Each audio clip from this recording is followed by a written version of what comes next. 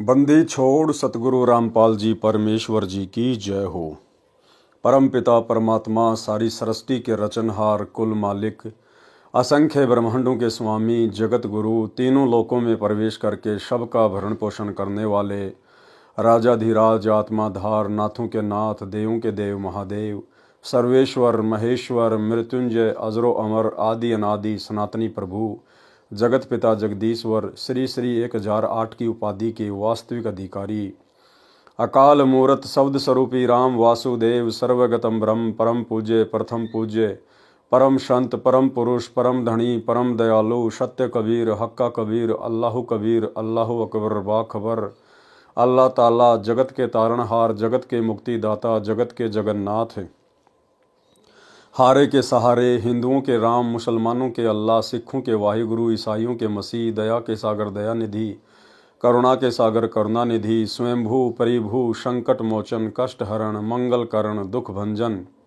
अविगत कबीर निर्विकार निर्विषम परमात्मा अलय अलेख सतगुरु आदि अनादि सतगुरु असली मर्यादा पुरुषोत्तम असली राम असली कृष्ण असली घनश्याम असली मुरारी राजाओं के राजा महाराजाओं के महाराजा शहंशाहों के शहंशाह सम्राटों के सम्राट भगवानों के भगवान अल्लाहों के अल्लाह प्रभुओं के प्रभु मसीहाओं के मसीह सच्चे वाहिगुरु बाबाओं के बाबा पीरों के पीर सेठों के सेठ जगत सेठ सावड़सा सेठ सर्वगुण संपन्न अनंत कोटि कलाओं के स्वामी अनंत कोटि ब्रह्मांडों के नायक योगियों में महायोगी ध्यानियों में महाध्यानी सिद्धों में परम सिद्ध ज्ञानियों में तत्वज्ञानी ब्रह्मज्ञानी महाज्ञानी परम ज्ञानी सर्वश्रेष्ठ ज्ञानी विज्ञानी युवा कबीर समरथ कबीर असमवात अमित ओजा सच्चे रहनुमा करीम अल्लाह सुभान अल्लाह दुनिया के अंतिम पैगंबर 8 सितंबर 1951 से गांव धनाना जिला सोनीपत हरियाणा भारतवर्ष की पावन भूमि पे प्रकट रियल कल की भगवान श्री नारायण साकार हरि श्री बाबा साहेब शब्द स्वरूपी राम संत श्रोमणी सतगुरु रामपाल जी परमेश्वर जी के चरण कमल में साध संगति से जुड़े हुए देश विदेश से आप और हम सभी सत्सेवक भाई बहनों का अनंत कोटि दंडवत प्रणाम। सत्साई भाई और बहनों, दया परमपिता परमेश्वर जी की सारी सृष्टि के रचनहार सतगुरु रामपाल जी परमेश्वर जी की जिनके शुभ आशीर्वाद से जिनकी विशेष रजा से आप और हम सभी सत्सेवक भाई बहन साध संगति से जुड़कर गुरुदेव भगवान के तत्व ज्ञान को आधार बनाकर दृढ़ता के साथ अपनी आत्मा के कल्याणार्थ हेतु भक्ति मार्ग पर निरंतर आगे की ओर बढ़ रहे हैं। भाई और बहनों, ये कलयुग की बिचली पीढ़ी में साध संगति का नसीब होना गुरुदेव भगवान का विशेष प्रसाद है और गुरुदेव की इस विशेष मेहर को हमने आजीवन इसी प्रकार से मर्यादाओं में रहकर भक्ति करते हुए गुरु को इष्ट मानकर बनाए रखना है। तो भाई और बहनों, पूज्य गुरुदेव जी के कर कमल से लिखित पवित्र ग्रंथ कबीर सागर के सरलार्थ के ऊपर वीडियो बनाने की श्रृंखला जारी है। इसी श्रृंखला में आज हमारा ये 59 नंबर का वीडियो है। प्रत्येक वीडियो में गुरुदेव भगवान के आशीर्वाद से हमें बहुत कुछ समझने और सीखने को मिलता है। आज के वीडियो में भी हमें विषय विकारों को लेकर गुरुदेव भगवान के आशीर्वाद से बहुत कुछ सीखने को मिलेगा और इसके अलावा आदरणीय गरीबदास जी महाराज जी के सदग्रंथ साहिब से सतगुरु रामपाल जी परमेश्वर जी ने कुछ शब्द भी शामिल किए हैं।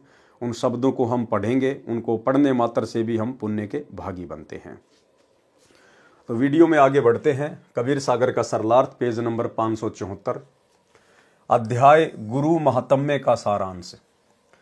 कबीर सागर में 39वां अध्याय गुरु महात्म्य पृष्ठ 1895 पर है। गुरु महात्म्य पहले सुमिरन बोध में इसी पुस्तक के पृष्ठ 451 पर लिख दिया है। इसमें केवल एक राजा बंकेज को शरण में लेने की कथा है। उसको सतयुग में शरण में लिया था। उसकी 17 स्त्रियों तथा 50 लड़कों ने दीक्षा ली थी। राय बंकेज को सतयुग में धर्मदास जी की तरह शरण में लेकर गुरु पद दिया था।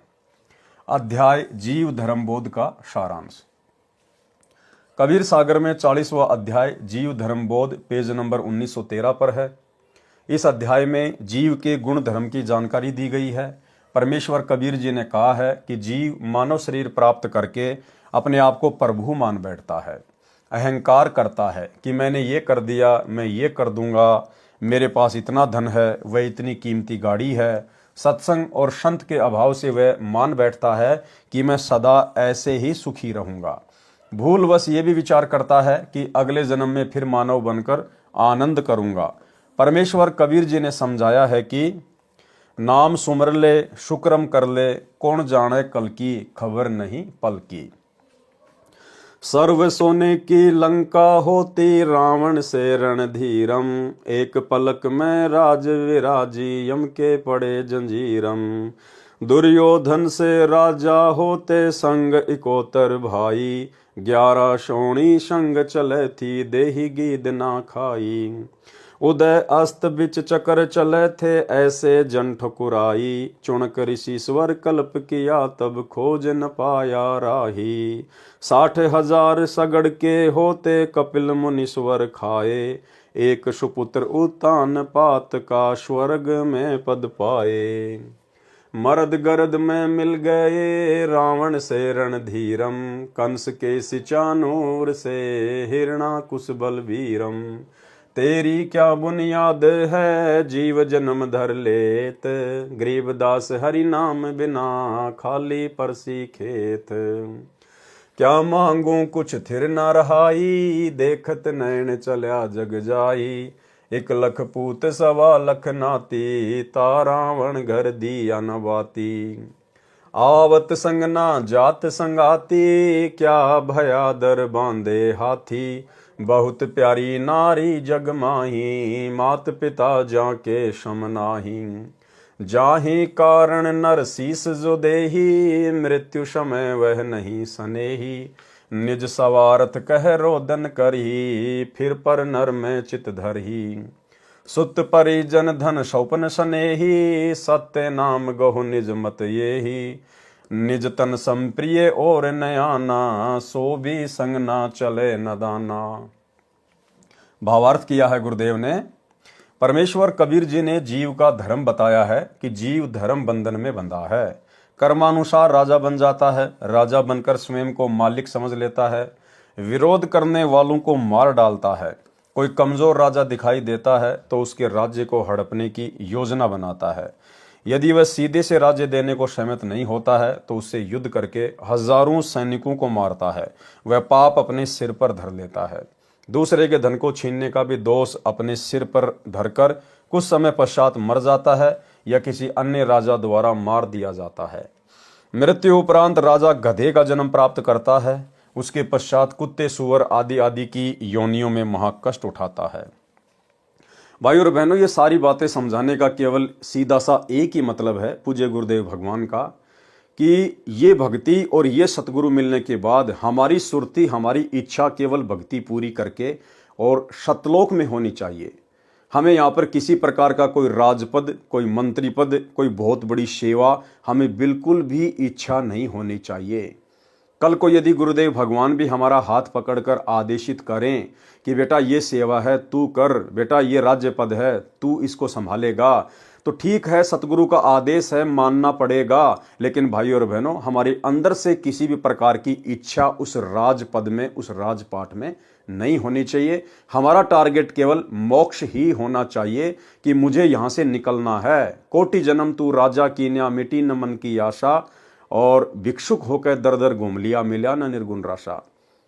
पूरी पृथ्वी के राजा हम करोड़ों बार रह चुके हैं, करोड़ों बार। कोटि जन्म तू राजा कीन्या। जब उन जन्मों में हमारी इच्छाएं पूरी नहीं हुई तो भला ये 5-10 वर्ष एक छोटे से क्षेत्र का राजा बनकर मैं कौन सी अपनी इच्छा पूरी कर लूंगा। और यदि कहीं न कहीं गलती हो गई तो फिर मोक्ष से हमारा पैर फिसल जाएगा। इसलिए हमारे अंदर तो कोई इच्छा किसी प्रकार की होनी नहीं चाहिए। सतगुरु यदि आदेश दें तो केवल उनके आदेश को फॉलो करते हुए हमने अपना वो कर्म निभाना है। बाकी हमारा धर्म केवल यही है कि हमने मुक्ति प्राप्त करनी है। ऊपर की वाणियों में यही सिद्ध किया गया है कि दुर्योधन राजा था, राज्य की लड़ाई में मारा गया। ऐसा दुर्भाग्य वाला था कि मृत्यु उपरांत उसकी देह यानी शरीर पक्षियों के खाने योग्य भी नहीं थी कि उसके शरीर को खाकर कोई गिद्ध जैसा पक्षी दुआ देता, क्योंकि उसकी माता गांधारी के आशीर्वाद से दुर्योधन पर्दे को छोड़कर सर्व बजर का हो गया था। राज्य भी नहीं रहा, स्वयं भी संपत्ति छोड़कर युद्ध में मारा गया। इसी प्रकार अन्य राजाओं की दुर्दशा हुई। मानधाता राजा था जो चक्रवर्ती यानी पूरी पृथ्वी का शासक था। चुनक ऋषि से लड़ाई हुई, सर्व सेना मारी गई, स्वयं भी मृत्यु के उपरांत चूहा बनकर धरती के अंदर बिल बनाकर रहा। फिर अन्य प्राणियों की योनियों में भटक रहा है। फिर बताया है कि राजा उत्तानपाद का एक सुपुत्र ध्रुव है, भक्ति करके राजा भी बना और स्वर्ग भी गया। फिर बताया है कि प्रत्येक व्यक्ति की धारणा है कि मेरा वंश चले।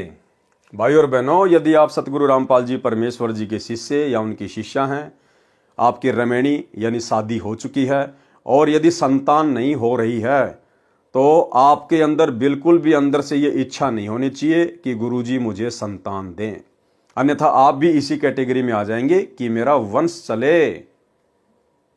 वो परमेश्वर की मौज है, परमात्मा संस्कार बढ़ाना चाहता है या काटना चाहता है, हमने उसकी रजा में राजी रहना है। हमारे अंदर से इच्छा नहीं होनी चाहिए कि परमात्मा एक बेटा या एक बेटी तो होनी ही चाहिए, बिल्कुल भी नहीं। फिर बताया है कि प्रत्येक व्यक्ति की धारणा है कि मेरा वंश चले, मैं अपनी संतान को सुखी करने के लिए धन इकट्ठा कर दूं। ये संसार स्वार्थ के रस्से से बंधा है, अपना अपना कर्ज लेने या अदा करने के लिए नाते बनते हैं। कर्ज का लेन देन पूरा होते ही सब संसार छोड़कर चले जाते हैं। यदि युवा मर जाता है तो परिवार वाले रोते हैं कि अभी तो कमाने योग्य था। यदि रोगी या बूढ़ा मर जाता है तो कहते हैं कि अच्छा हुआ मर गया, दुखी रहता था। यदि कोई इस भ्रम में है कि मेरा कुल चलेगा, मेरा नाम रहेगा, ये महामूर्खता है। लंका देश के राजा रावण के 1 लाख पुत्र तथा 1.25 लाख पौत्र थे। आज उस रावण के वंश में कोई दीप जलाने वाला ही नहीं बचा है। बात करें नाम चलने की, जगत व्यवहार में हम देखते हैं कि दादाजी जो संसार त्याग कर चले गए, कोई याद नहीं करता। कभी जमीनी लेन देन में भले ही नाम पढ़ने को मिले, और पीछे जाएं तो चौथे दादा का नाम तो परिवार को भी याद नहीं होता। जो ये विचार रखता है कि मेरा नाम चल जाए, ये तो आप जी ऊपर पढ़ चुके हैं कि कैसा नाम चलेगा। फिर कुत्ते का जन्म या कुतिया का जन्म प्राप्त करेगा तो फिर कुत्तों में खानदान हो जाएगा। फिर गधा बनेगा तो गधा कुल चलेगा। इस प्रकार परमेश्वर कबीर जी ने एक बात में स्पष्ट कर दिया कि सतनाम सुमर ले और शुक्रम अच्छे धार्मिक कर्म कर ले, मृत्यु कभी भी हो सकती है। फिर क्या पता कहां जन्मेगा। आशा तो लगाए बैठा है 100 वर्ष तक जीवित रहने की, परंतु खबर एक पल की भी नहीं है कब मृत्यु हो जाए। आप तो संपत्ति को अपना मानते हैं, मृत्यु के समय संपत्ति तो दूर की बात है, आपको अपने शरीर के समान तो संपत्ति भी प्रिय नहीं है। ये शरीर भी आपके साथ नहीं जाएगा। फिर अन्य वस्तुओं या धन को अपना मानता है, यह अज्ञान की भांग पी रखी है। परमेश्वर कबीर जी ने कहा है कि कबीर यह माया अटपटी, सब घट आन अड़ी, किस किस को समझाइए कुएं भांग पड़ी। भावार्थ, परमेश्वर कबीर जी ने बताया है कि काल निरंजन ने अज्ञान फैलाकर जीव को भवबंधन में मर्यादाएं बनाकर माया इकट्ठी करके धनी बनने की प्रेरणा करके धन इकट्ठा करने की हवस रूपी भांग पिला रखी है। यानी किस ब्रह्मांड रूपी कुएं में ये विचारधारा की भांग डाल रखी है, किस किस को समझाऊं कुएं भांग पड़ी। यानी सभी में यही धारणा बनी है कि कोठी बंगला बनाऊं, बड़ी गाड़ी लूं, बड़ा राजनेता बनूं, बड़ा अधिकारी बनूं। ये सब कुछ करके उसको ज्ञान नहीं कि आगे क्या बनेगा, वह ऊपर बता दिया है। इसलिए जीव धर्म को जानकर भक्ति करनी चाहिए। भक्ति का ज्ञान सतगुरु बताता है। सतगुरु के लक्षण क्या हैं, वे जीव धर्म बोध पृष्ठ 1960 पर लिखे हैं, जो निम्न है। गुरु के लक्षण 4 बखाना। प्रथम वेद शास्त्र ज्ञाना, दूजे हरि भक्ति मन कर्म वचन बानी, तृतीय समदृष्टि कर जानी, चौथे वेद विधि सब कर्मा, ये 4 गुरु गुण जानो मर्मा। भावार्थ, परमेश्वर कबीर जी ने स्पष्ट किया है कि गुरु के 4 लक्षण हैं। एक तो यह है कि वह सर्व वेदों तथा शास्त्रों का ज्ञाता होना चाहिए। दूसरे, परमात्मा की भक्ति करे, अन्य देवी या देव की भक्ति नहीं करता, केवल एक पूर्ण परमात्मा की भक्ति करता तथा करवाता है। तीसरा लक्षण है कि वह सब शिष्यों को एक दृष्टि से देखता है, यानी धनी या निर्धन में अंतर नहीं समझता, सबके साथ एक जैसा व्यवहार करता है। चौथा लक्षण पूर्ण सतगुरु का है कि वह सर्व भक्ति कर्म वेद विधि के अनुसार करता तथा करवाता है। यानी जो प्रमाणित वेदों में भक्ति क्रियाएं लिखी हैं वही भक्ति करता तथा अनुयायियों से करवाता है। संत गरीबदास जी ने अपनी अमृतवाणी में कहा है, गरीब सतगुरु के लक्षण कहूं मधुरे बैन विनोद, 4 वेद 60 शास्त्र कहे 18 बोध। भावार्थ, सतगुरु सर्व शास्त्रों का ज्ञाता होता है, उन्हीं से सत्संग करके ज्ञान कहता है। पूर्ण सतगुरु के अन्य लक्षण, सोई गुरु पूरा कहावे जो 2 अक्षर का भेद बतावे। 2 अक्षर यानी सतनाम। एक लखावे एक छुड़ावे जब प्राणी निज घर को जावे।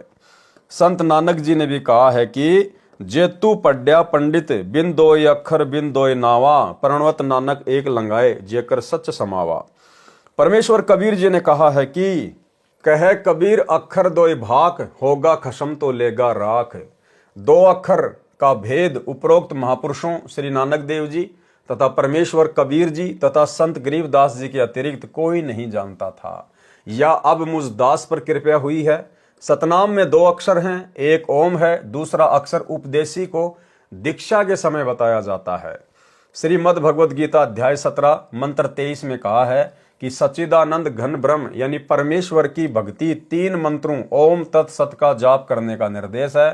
सृष्टि की आदि में तत्वदर्शी संत यही भक्ति करते तथा कराते थे। सृष्टि की आदि क्या होती है भाई और बहनों? सृष्टि की शुरुआत में तत्वदर्शी संत यही भक्ति करते तथा कराते थे। सृष्टि की आदि में तो कौन हुआ तत्वदर्शी संत? स्वयं कबीर भगवान। मनुष्य भी जीव है, ये जीव विशेष में गिना जाता है। अन्य सामान्य जीव हैं। मानव जीव को अपना मोक्ष कराने का अवसर प्राप्त होता है जो अन्य जीवों को नहीं होता है। जीव धर्म बोध में मानव के लिए प्रेरणा है। मानव को बताया गया है कि जो भक्ति नहीं करते वे अपना मानव जीवन नष्ट करके जाते हैं। जो भक्ति करते हैं उनकी भक्ति शास्त्र अनुकूल नहीं है तो भी उनका मानव जीवन व्यर्थ हो जाता है। जिनको पूर्ण सतगुरु नहीं मिला वे भक्ति करके भी असफल रहते हैं। जो भगत एक पूर्ण परमात्मा की भक्ति न करके अन्य देवी देवताओं या तीर्थों व्रतों तक सीमित हैं वे भी मानव जीवन का वास्तविक लाभ नहीं उठा पाते। जो ब्रह्म की साधना करते हैं वे भी पूर्ण मोक्ष प्राप्त नहीं करते।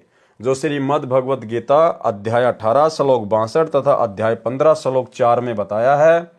गीता ज्ञानदाता ने कहा है कि हे अर्जुन, तू सर्व भाव से उस परमेश्वर की शरण में जा, उसकी कृपा से ही तू परम शांति को तथा सनातन परम धाम शाश्वत स्थानम को प्राप्त होगा। गीता अध्याय 18 श्लोक 62। परम शांति उसे कहते हैं जब जीव का जन्म मरण का चक्कर समाप्त हो जाता है, उसका जन्म नहीं होता। गीता ज्ञानदाता ने कहा है कि तत्वदर्शी संत मिलने के पश्चात परमेश्वर के उस परम पद की खोज करनी चाहिए जहां जाने के पश्चात भगत फिर लौटकर संसार में नहीं आता। उस परमेश्वर की भक्ति करो जिसने इस संसार रूपी वृक्ष की रचना की है। गीता अध्याय 15 श्लोक 4। गीता अध्याय 8 श्लोक 16 में कहा है कि जो ब्रह्म साधना करते हैं वे ब्रह्मलोक में जाते हैं। ब्रह्मलोक गए प्राणी भी पुनरावर्ती यानी जन्म मरण को बार बार प्राप्त करने वाली स्थिति को पुनरावर्ती कहते हैं, उसी में है। ब्रह्मलोक में गए साधक भी पुण्य समाप्त होने के पश्चात पुनः लौटकर संसार में आते हैं, वे जन्म मरण में रहते हैं। उपरोक्त परमाणु से सिद्ध हुआ कि परमेश्वर की भक्ति के अतिरिक्त यदि किसी अन्य भगवान की भक्ति इष्ट रूप में की जाती है तो उससे न तो सनातन परम धाम यानी सतलोक प्राप्त होता है, न जन्म मरण समाप्त होगा, यानी परम शांति प्राप्त नहीं होगी। परम शांति सनातन परम धाम केवल परमेश्वर यानी सत्य पुरुष जी की भक्ति से प्राप्त होते हैं, जो पूर्ण सतगुरु ही यथार्थ साधना तथा ज्ञान बताता है। जीव धर्म बोध में बस विशेष ज्ञान तो इतना ही है, परंतु इसमें अधिक विस्तार से ज्ञान दिया है जिसको कबीर पंथियों ने बहुत खराब भी कर रखा है, मिलावट की हद पार कर रखी है। उदाहरण के लिए कबीर सागर में जो ज्ञान है वह कबीर साहब का बताया हुआ ही सत्य है। कबीर सागर धर्मदास जी ने विक्रमी संवत 1550 सन 1497 के आसपास लिखा था। उसके पश्चात तो धर्मदास बहुत वृद्ध हो गए थे। कबीर सागर के कई अध्यायों में अंग्रेजों तक का ज्ञान दिया है। अंग्रेज तो सन 1749 से 1947 तक थे। उससे पहले सन 1497 में अंग्रेजों का नामो निशान भी नहीं था। तो अंग्रेजों की गतिविधि तथा उनके द्वारा किया गया कोई भी आध्यात्मिक बिगाड़ का वर्णन कबीर सागर में नहीं आ सकता। यानी धर्मदास जी के वंशजों ने अंग्रेजों का ज्ञान भी कबीर सागर में ठोक दिया, जिस समय भारत में अंग्रेजों को कोई जानता भी नहीं था। जैसे जीव धर्मबोध पृष्ठ 2054 पर लिखा है कि अंग्रेजों के ग्रंथों में लिखा है कि 2 बंदर बिना पूंछ के हैं, दो पैरों से मनुष्य की तरह चलते हैं, दोनों हाथों से कार्य करते हैं। फिर लिखा है कि अंग्रेजी के अखबार में लिखा है कि दो मनुष्य पूंछ वाले देखे गए हैं। अंग्रेजों के ग्रंथन माही, बिन पूंछ वानर ये आही। अंग्रेजी के अखबार बखाने, द्वय मानुष दूमकार लखाने। दोनों पगते नर ज्यों चाले, दोनों हाथ काम में डाले। हवस देश के जंगल जवहां, द्वय मानुष दूम युक्त रहे तवहां। अब बताओ कौन समझ सकता है परमात्मा के बिना? कौन संदेह व्यक्त करेगा कि भैया कबीर जी की वाणियां नहीं होंगी? इसी प्रकार से काल ने कबीर पंथियों से सेट करवा रखी है। अंग्रेजों के अखबार तक का नाम लिख दिया गया है। बताओ, उस समय ना तो कोई अंग्रेज जानता था, ना उस समय अमेरिका की खोज हुई थी, लेकिन जबरदस्ती काल प्रेरणा से कबीर पंथियों ने क्या क्या ठोक दिया। जीव धर्म बोध पृष्ठ 2055 पर लिखा है कि अमेरिका में एक दादूर मेंढक है। जब वह रोता है तब अमेरिका में कलेश यानी झगड़ा होता है। बताओ, कबीर पंथियों ने लिख दिया कि अमेरिका में एक ऐसा मेंढक है, जब वो मेंढक रोता है तो घर घर में झगड़ा शुरू हो जाता है। इतनी मिलावट कर रखी है। दादूर एक अमेरिका देसा, रुदन करे जब लह कलेशा। विचार करें, परमेश्वर कबीर जी सशरीर सतलोक सन 1518 में गए। उस समय तक न तो कोई अखबार प्रचलित था और न अंग्रेजी भाषा थी, न कोई अमेरिका देश का नाम जानता था। इससे सिद्ध है कि कबीर सागर में यह मिलावट की गई है। परमेश्वर कबीर जी की कृपा से अब यथार्थ ज्ञान प्रकाशित किया जा रहा है। इसी प्रकार अन्य प्रश्नों पर गड़बड़ी कर रखी है जो त्यागने योग्य है। इसलिए कबीर सागर का सरलार्थ पुस्तक बनाई है, जो सत्य असत्य को भिन्न भिन्न करके बनाई है। जीव धर्मबोध पेज 5 और 6 पर दोहे हैं। कौन धर्म है जीव को, सब धर्मन सरदार। जाते पावे मुक्ति गति, उतरे भव निधि पार। जब लो नहीं सतगुरु मिले, तब लो ज्ञान नहीं होए। ऋषि सिद्धि तपते लहे, मुक्ति का पावे कोई। भावार्थ, जीव क्या धर्म यानी गुण है, मनुष्य का धर्म यानी मानव धर्म सब धर्मों का मुखिया है। जीव हमारी जाति है, मानव धर्म हमारा। हिंदू मुस्लिम सिख ईसाई धर्म नहीं कोई न्यारा। ये दोहा मुझदास रामपाल दास द्वारा निर्मित किया गया है। मनुष्य जन्म प्राप्त जीव का धर्म मानवता है। यदि मानव में मानवता यानी इंसानियत, नेक चाल चलन, अच्छा व्यवहार नहीं है तो वह अन्य जीवों जैसा तुच्छ प्राणी है। अन्य जीव यानी पशु पक्षी जलचर क्या करते हैं? दुर्बल का आहार छीनकर खा जाते हैं, दुर्बल के साथ मारपीट करते हैं, मारकर भी खा जाते हैं।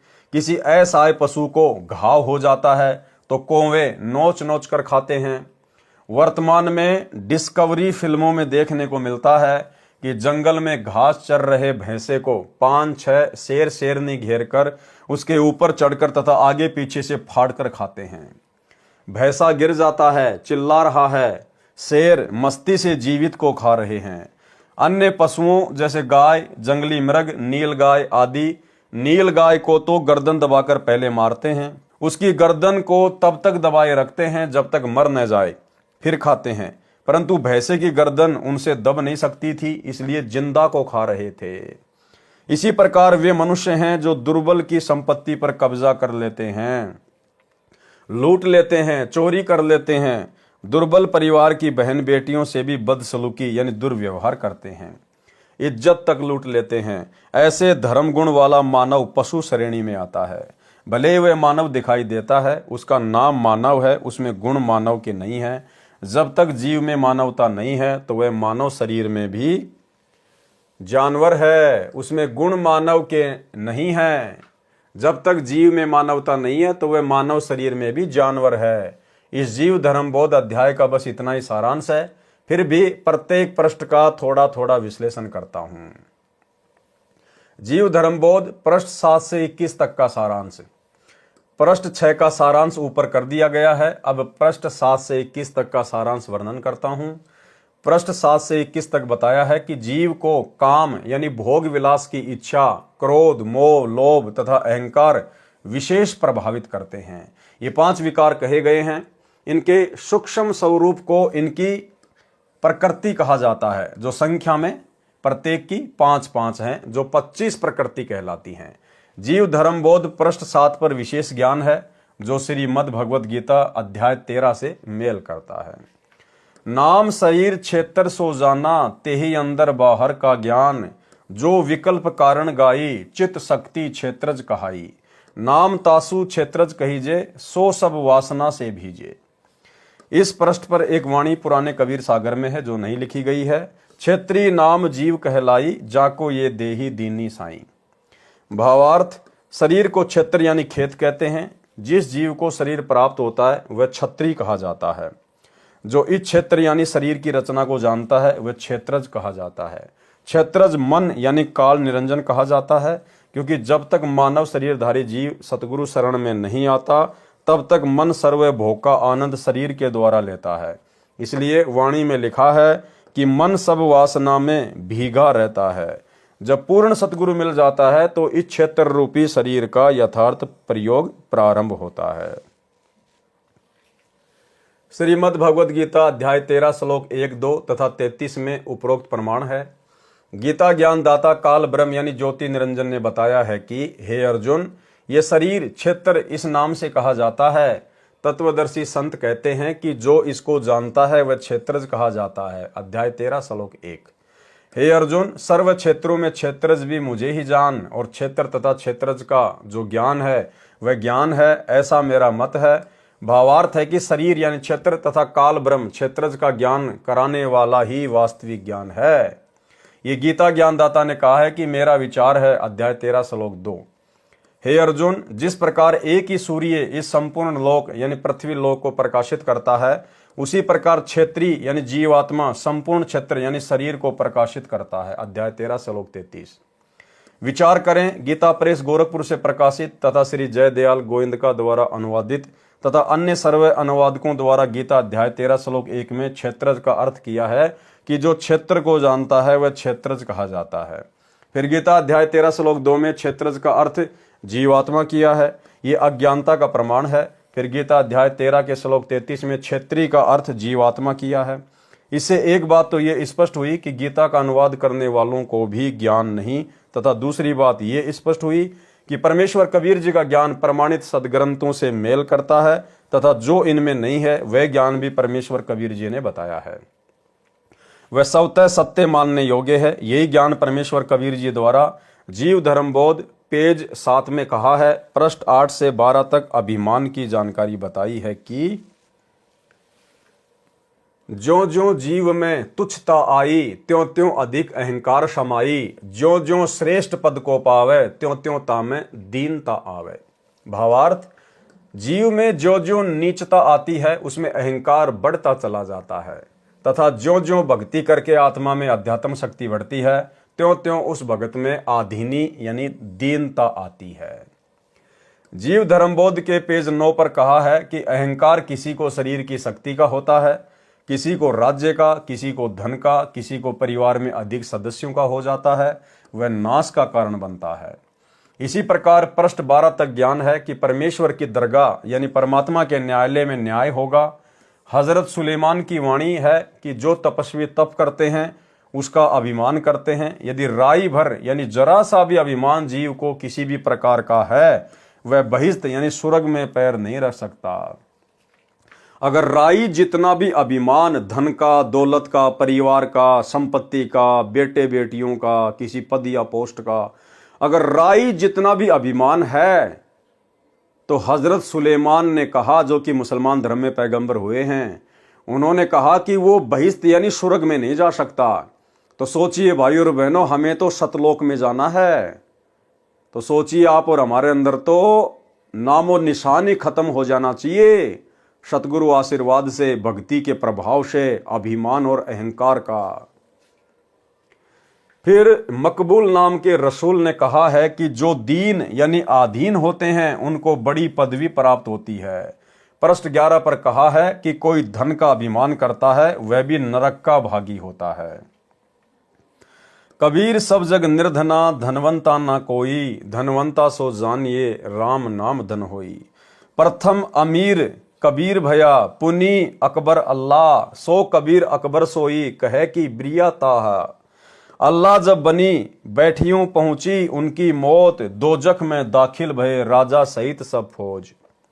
भावार्थ, संसार में कोई धनवान नहीं है, सब निर्धन है।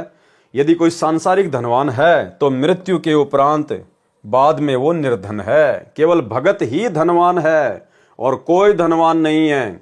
संसार में या तो कबीर धनवान है या अकबर अल्लाह। कबीर या अल्लाह अकबर एक ही है। अन्य व्यक्ति जो अपने आप को परमात्मा मानता है, जैसे वर्तमान में जज अपने आप को लॉर्ड मानते हैं, यदि कोई वकील खासकर हाई कोर्ट तथा सुप्रीम कोर्ट के जजों को माई लॉर्ड यानी मेरे मालिक कहकर संबोधित नहीं करते तो उनको कोर्ट से लाभ मिलने का अवसर कम होता है। जीव को होना चाहिए अधीन। बिना आध्यात्मिक ज्ञान के कारण जीव स्वयं को परमात्मा के तुल्य मानता है तो उसकी भारी भूल है, वह नरक में डाला जाता है। पृष्ठ 12 पर कहा है कि जिन्होंने सिर उठाया यानी अभिमान किया उनका सिर टूटा है। जीव धर्मबोध पेज 13 से 16 तक काम यानी सेक्स के अवगुण बताए हैं। इनमें कुछ वाणी छोड़ी गई है, कुछ जोड़ी गई है। यथार्थ ज्ञान संत गरीबदास जी ने बताया है, जो संत गरीबदास जी की अमृतवाणी में नारी के अंग में लिखी है। इस जीव धर्मबोध में केवल नारी को दोषी बताया है। ये कबीर पंथियों का गलत नजरिया रहा है, जिन्होंने कबीर जी के ग्रंथ का नाश किया है। जो घर त्याग कर या तो आश्रमों में रहते थे या विचरण करते थे, जिन्होंने विवाह नहीं किया था, उन्होंने अपने आप को उत्तम सिद्ध करने के लिए एक तरफा वाणी लिखी है। जो नारी पक्ष की वाणी थी वे काट दी गई हैं। संत गरीबदास जी ने अपनी वाणी में परमेश्वर कबीर जी की विचारधारा लिखी है। अब भाई और बहनों, यहां पर नारी का अंग है और नारी के अंग के माध्यम से गुरुदेव भगवान विशेषकर आप और हम आत्माओं को सचेत करना चाहते हैं, जागरूक करना चाहते हैं।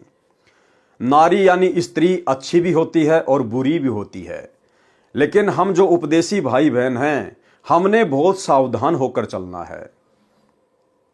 जो बद नारी होती है, जो गलत औरतें होती हैं, वो किस किस प्रकार से गलत इरादे से हरकतें करती हैं, हमने किस प्रकार से सावधान रहना चाहिए। हमने केवल उनको आयु अनुसार अपनी बहन बेटी या माँ की नज़र से ही देखना चाहिए। और यदि हम यहाँ शरीर में रहते सहते अपनी आदतों को नहीं सुधारते हैं तो भाई और बहनों, शरीर छूटने के बाद सूक्ष्म शरीर में हमारे अंदर वही विषय वासना रहेंगी, वही हमारी सोच रहेगी और हम काल के द्वारा अपने झांसे में ले लिए जाएंगे। तो यह गरीबदास जी के सदग्रंथ साहिब से परमेश्वर ने कामी नर के अंग से कुछ वाणियाँ ली हैं, जिनको हम पढ़ेंगे गुरुदेव भगवान के आशीर्वाद से, क्योंकि ये वाणियाँ स्वयं सिद्ध हैं। गुरुदेव भगवान ने अपने कर कमल से लिखी हैं, तो इनको सुनने मात्र से भी हम ढेर सारे पुण्य के भागी बनेंगे। गरीब कामी करता ना भज, हृदय सूल बबूल, ज्ञान लहरी फीकी ल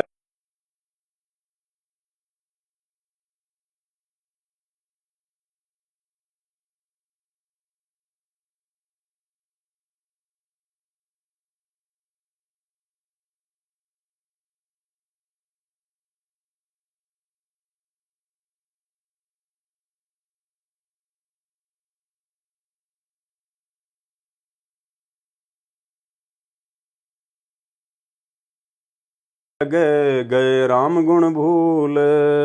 गरीब कामी कमंद चढ़ नहीं, हृदय चंचल चोर, जाका मुख नहीं देखी ये पापी कठिन कठोर। गरीब कामी तजय ना कामना, अंतर बसै कुजान, साधु संगति भावे नहीं, जुगन जुगन का स्वान। गरीब कामी तजय ना कामना, हृदय जाका बंक, जमपुर निश्चय जाएगा, ज्ञानी मिलो असंख। गरीब कामी तजय ना कामना, काला मोंडा ताही, जमपुर निश्चय जाएगा, मोसी गिने ना माए। गरीब कामी तजय ना कामना, ना हृदय हरि हेत, जमपुर निश्चय जाएगा, सारे कुटुंब समेत।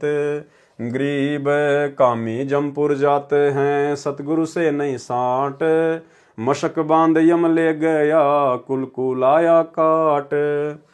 गरीब हमरी बानी ना सुने, जम किंकर की मान, छाती तोरे देखते होगी खेचा तान।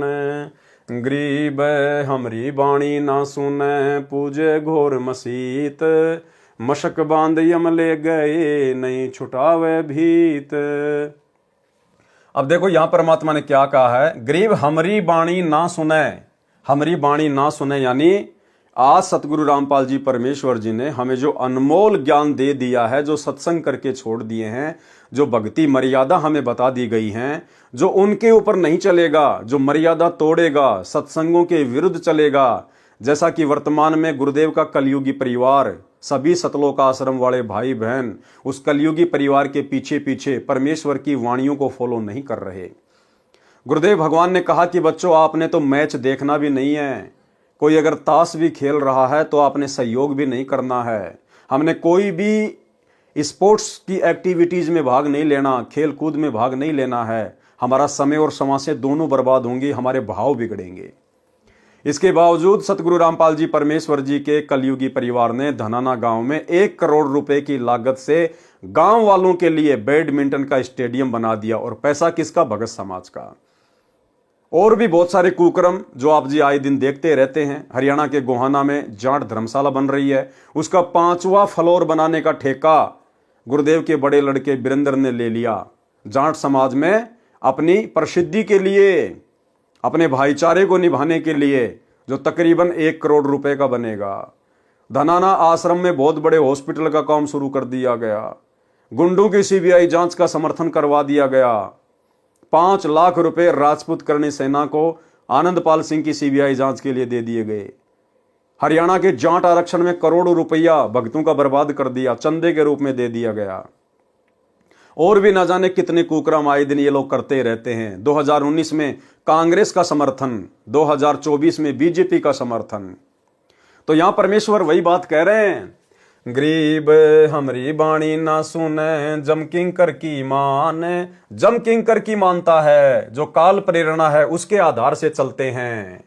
छाती तोड़े देखते होगी खेचा तान, ऊपर उनकी छाती तोड़ेगा काल। फिर गरीब हमरी बाणी ना सुने, पूजे घोर मसीत, मशक बांध यम ले गए नहीं छुटावे भीत।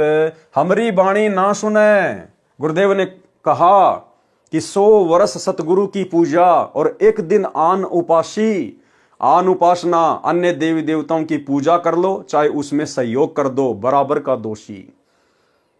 तो क्या कहा गुरुदेव ने, 100 वर्ष सतगुरु की पूजा 1 दिन आन उपासी, वो अपराधी आत्मा फिर पड़े काल की फांसी। सतलोक आश्रम मैनेजमेंट हरियाणा ने श्री राम मंदिर अयोध्या में उन आन उपासकों के लिए आन उपासना को बढ़ावा देते हुए 1 महीने का अयोध्या में भंडारा लगा दिया। जम किंकर की बातें मानी जा रही हैं, सतगुरु की वाणियों पे नहीं चल रहे। गरीब हमरी बाणी ना सुने, पूजे घोर मसीत, मशक बांध यम ले गए नहीं छुटावे भीत। गरीब हमरी बाणी ना सुने, देवल पूजन जाए, मशक बांध यम ले गए जुगन जुगन डकाए। गरीब हमरी बाणी ना सुने, ना सतगुरु का भाव, मशक बांध यम ले गए देकर बहुत संताव। गरीब कामी केला वृक्ष है अंदर से थोता, सतगुरु सतगुरु कहते हैं जू पिंजर तोता। जो कामी नर होता है, सतगुरु की शरण में आने के बाद भी जो विषय विकारों से दूर नहीं होता है, कहते हैं वो तो केले का पेड़ है, अंदर से थोता है, यानी भक्ति वक्ति नहीं है उसके अंदर। वो दिखाई देता है भगत, लेकिन जो विषय विकारों में पड़ा हुआ है उसके अंदर भक्ति नहीं है, वो तो केले के पेड़ की तरह थोता है। और सतगुरु सतगुरु कहते हैं जूं पिंजर तोता, जैसे पिंजरे का तोता, इस प्रकार से वो भगत होता है। केवल ऊपरी जुबान से सतगुरु सतगुरु अपने गुरु को भगवान भगवान कहता है, लेकिन अंदर से सारे विषय विकार ज्यों के त्यों है। इसलिए गुरुदेव भगवान ने हमें नित्य नियम में एक वाणी लिख के दी है कि कामी क्रोधी लालची इनसे भक्ति ना होए, भक्ति करे कोई शूरमा जाति वर्ण कुल खोए। भाई और बहनों, साध संगति से जुड़े हुए भाई बहनों के ऊपर ये वाणी बिल्कुल परफेक्ट सिद्ध होती है। परमेश्वर की विशेष रजा इन सभी विषय विकारों से दूर हटने की केवल सत्सेवकों पे हुई है। काम, क्रोध, लोभ, लालच, जाति और कुल, धर्म, इन सब के अभिमान को हमने तोड़ फेंका है। गरीब कामी केड़ा वृक्ष है अंदर से थोता, सतगुरु सतगुरु कहत है जू पिंजर तोता। गरीब कामी का गुरु कामिनी जैसे मीठी खांड, जोगनी जमपुर ले गई मारे भड़वे भांड। गरीब कामी कीड़ा नरक का अंतर नहीं विवेक, जोगनी जमपुर ले गई क्या जिंदा क्या शेख। क्या कह रहे हैं परमात्मा, गरीब कामी कीड़ा नरक का और अंदर नहीं विवेक। जो कामी पुरुष है परमात्मा ने उसको नरक का कीड़ा बताया कि उसके अंदर विवेक नहीं है। अरे एक तरफ तो हम इस ब्रह्मा जी का ऋण उतारने के लिए ओम नाम की कमाई कर रहे हैं, गुरुदेव के द्वारा दिए गए सत भक्ति मंत्रों का जाप कर रहे हैं ताकि हम ऋण मुक्त हो जाएं, और दूसरी तरफ हम विषय भोग में पड़कर उसी ब्रह्मा जी का कर्जा चढ़ा रहे हैं। एक तरफ तो मटके में पानी डाल रहे हैं कि पानी पिएंगे परिवार की प्यास बुझेगी, और दूसरी तरफ नीचे जानबूझ के उसमें छेद कर रहा है। तो परमेश्वर ने कहा कि उसके अंतर में विवेक नहीं है, वो तो नरक का कीड़ा है। जोगनी जमपुर ले गई, जोगनी यानी ये माया, ये दुर्गा, ये उसको जमपुर ले जाएगी, क्या जिंदा क्या शेख है। गरीब कामी कीड़ा नरक का अंतर नहीं विवेक, जोगनी जमपुर ले गई क्या जिंदा क्या शेख। गरीब कामी कीड़ा नरक का क्या बैराग सन्यास, चाहे बैराग लेके भक्ति कर रहा है चाहे सन्यास लेके भक्ति कर रहा है, अगर इन विकारों से दूर नहीं हटा तो भाई जोगनी जमपुर ले गई बीते बहुत तिराश। गरीब कामी कीड़ा नरक का क्या सट दर्शन भेष, जोगनी जमपुर ले गई टुक आपा भी देख। गरीब साकट के तो हरता करता, संतों के तो दासी, ज्ञानी के तो धूमक धामा पकड़ लिया जम फांसी। गरीब साकट के तो हरता करता, संतों के तो चेरी, ज्ञानी के तो दारम दारा जक्कू दे है लोरी। गरीब तीन लोक में नाही अंगाई अजब चरित्र तेरे, सुर नर मुनि जन ज्ञानी ध्यानी कीने सकल मुझे रे। गरीब इंद्र के अर्धंगी नारी भई उर्वशी हूर, तीन लोक में डंका डाकनी मार लिए सब घूर। गरीब लोकपाल तो लूट लिए हैं नारद से मुनि ध्यानी, पारा ऋषि शिरंगी ऋषि मोहे सुन ले अकत कहानी। गरीब अजय पाल का किया अलूफा पकड़ी मछंदर खाया, कच्छ देश में गोरख पकड़े सतगुरु आन छुटाया। गरीब गोपी चंद भरतरी होते छोड़ गए अर्धंगी, सुखदेव आगे हुरंबा आई हो नाची है नंगी। गरीब बोले सुखदेव सुंदरी दूती तू हमरे क्यों आई, हम तो बाल जती बैरागी तू है हमरी माई। अब देखो भाई और बहनों, ये परीक्षाएं तीन लोक की भक्ति करने वालों की भी परमात्मा परीक्षा लेता है कि वे उन लोकों में जाने योग्य हैं या नहीं हैं। जब राजा जनक ने सुखदेव ऋषि को नाम दीक्षा देनी थी, उससे पहली रात सुखदेव का एक अलग से कमरे में उसके सोने की व्यवस्था कर दी, और रात्रि में राजा जनक ने उसकी परीक्षार्थ एक लड़की भेजी, उसके हाव भाव जानने के लिए कि ये उपदेश के योग्य भी है या नहीं है। और जब वो लड़की वहां गई तो सुखदेव ऋषि सहम गया और एक कोने में बैठ गया और कहा कि हे बहन, हे बेटी, हे माई, तू यहां क्यों आई है, तू यहां से चली जा। बहुत अच्छी बात थी, परमात्मा ने कहा कि यह भी बहुत अच्छी बात है, लेकिन उसको इतना भी नहीं डरना चाहिए था। अगर उसके पास में सत्य ज्ञान होता, यदि वो पूर्णतया से एक भगत होता, तो उसको इतना भी नहीं डरना चाहिए था उससे, औरत से। अगर वो लड़की वहां चली भी गई तो आराम से शांत भाव में रहता और उससे परमात्मा की चर्चा करनी चाहिए थी, उसको परमात्मा का ज्ञान समझाना चाहिए था, अपनी बहन बेटी की दृष्टि से उसको देखकर। लेकिन सुखदेव डर गया, सहम गया और एक कोने में जाके बैठ गया और कहा कि बहन तू यहां से चली जा। तो ये भी एक भगत की कमजोरी होती है। अगर वो इस प्रकार से भी व्यवहार करता है तो कहीं न कहीं उसके अंदर कमजोरी है कि कहीं मैं विचलित ना हो जाऊं ज्यादा समय तेरे पास में बैठ के। जबकि सतगुरु के भगत के अंदर यह होना चाहिए कि यदि सतगुरु हमारी परीक्षा के लिए कभी कभार ऐसी कोई परिस्थिति भी पैदा कर दे तो हमने सहमना नहीं चाहिए, डरना नहीं चाहिए। हमने परमात्मा की चर्चा करनी चाहिए, वो हमारी बहन है। हमें गुरुदेव भगवान ने बताया कि पर नारी को देखिए बहन बेटी के भाव, कहे कबीर काम नाश का यही सहज उपाय। हम तो उसको सृष्टि रचना सुनाएंगे परमात्मा की, पूरी रात में तो हमारी सृष्टि रचना खत्म नहीं होगी, सुबह अपने आप चली जाएगी उठ के। उसका भी भला हमारा भी भला, एक ने कही दोनों ने मानी, कहे कबीर वो दोनों ज्ञानी। तो यदि कभी कभार हमारी भी परमात्मा परीक्षा ले ले, और लेगा परमात्मा, परिस्थिति चाहे कैसे भी बनानी पड़े, चाहे आपको अनजान रास्ते में कोई बहन बेटी मिले, या वैसे आप कहीं ट्रेन में जा रहे हैं, आप किसी बस में जा रहे हैं, आपके बराबर में आके कोई बहन बेटी बैठ गई है, उसका पैर आपके पैर से स्पर्श हो रहा है, उसका कंधा आपके कंधे से स्पर्श हो रहा है, चाहे बहन के पास कोई भाई आके बैठो या भाई के पास कोई बहन आके बैठो, तो वो उन भक्तों की परीक्षा होगी, चाहे स्त्री हो चाहे वो पुरुष हो। तो हमने तो केवल अपनी बहन बेटी समझकर ही बैठना है, और हमने अपनी सुरती को अपने परमात्मा के चरणों में, उनके सुमरण में रखना है। तो इस प्रकार से सतगुरु भी भक्तों की परीक्षा लेगा, जैसे राजा जनक ने सुखदेव की ली थी। गरीब गोपी चंद भ्रतरी होते छोड़ गए अर्धंगी, सुखदेव आगे हुरंबा आई हो नाची है नंगी।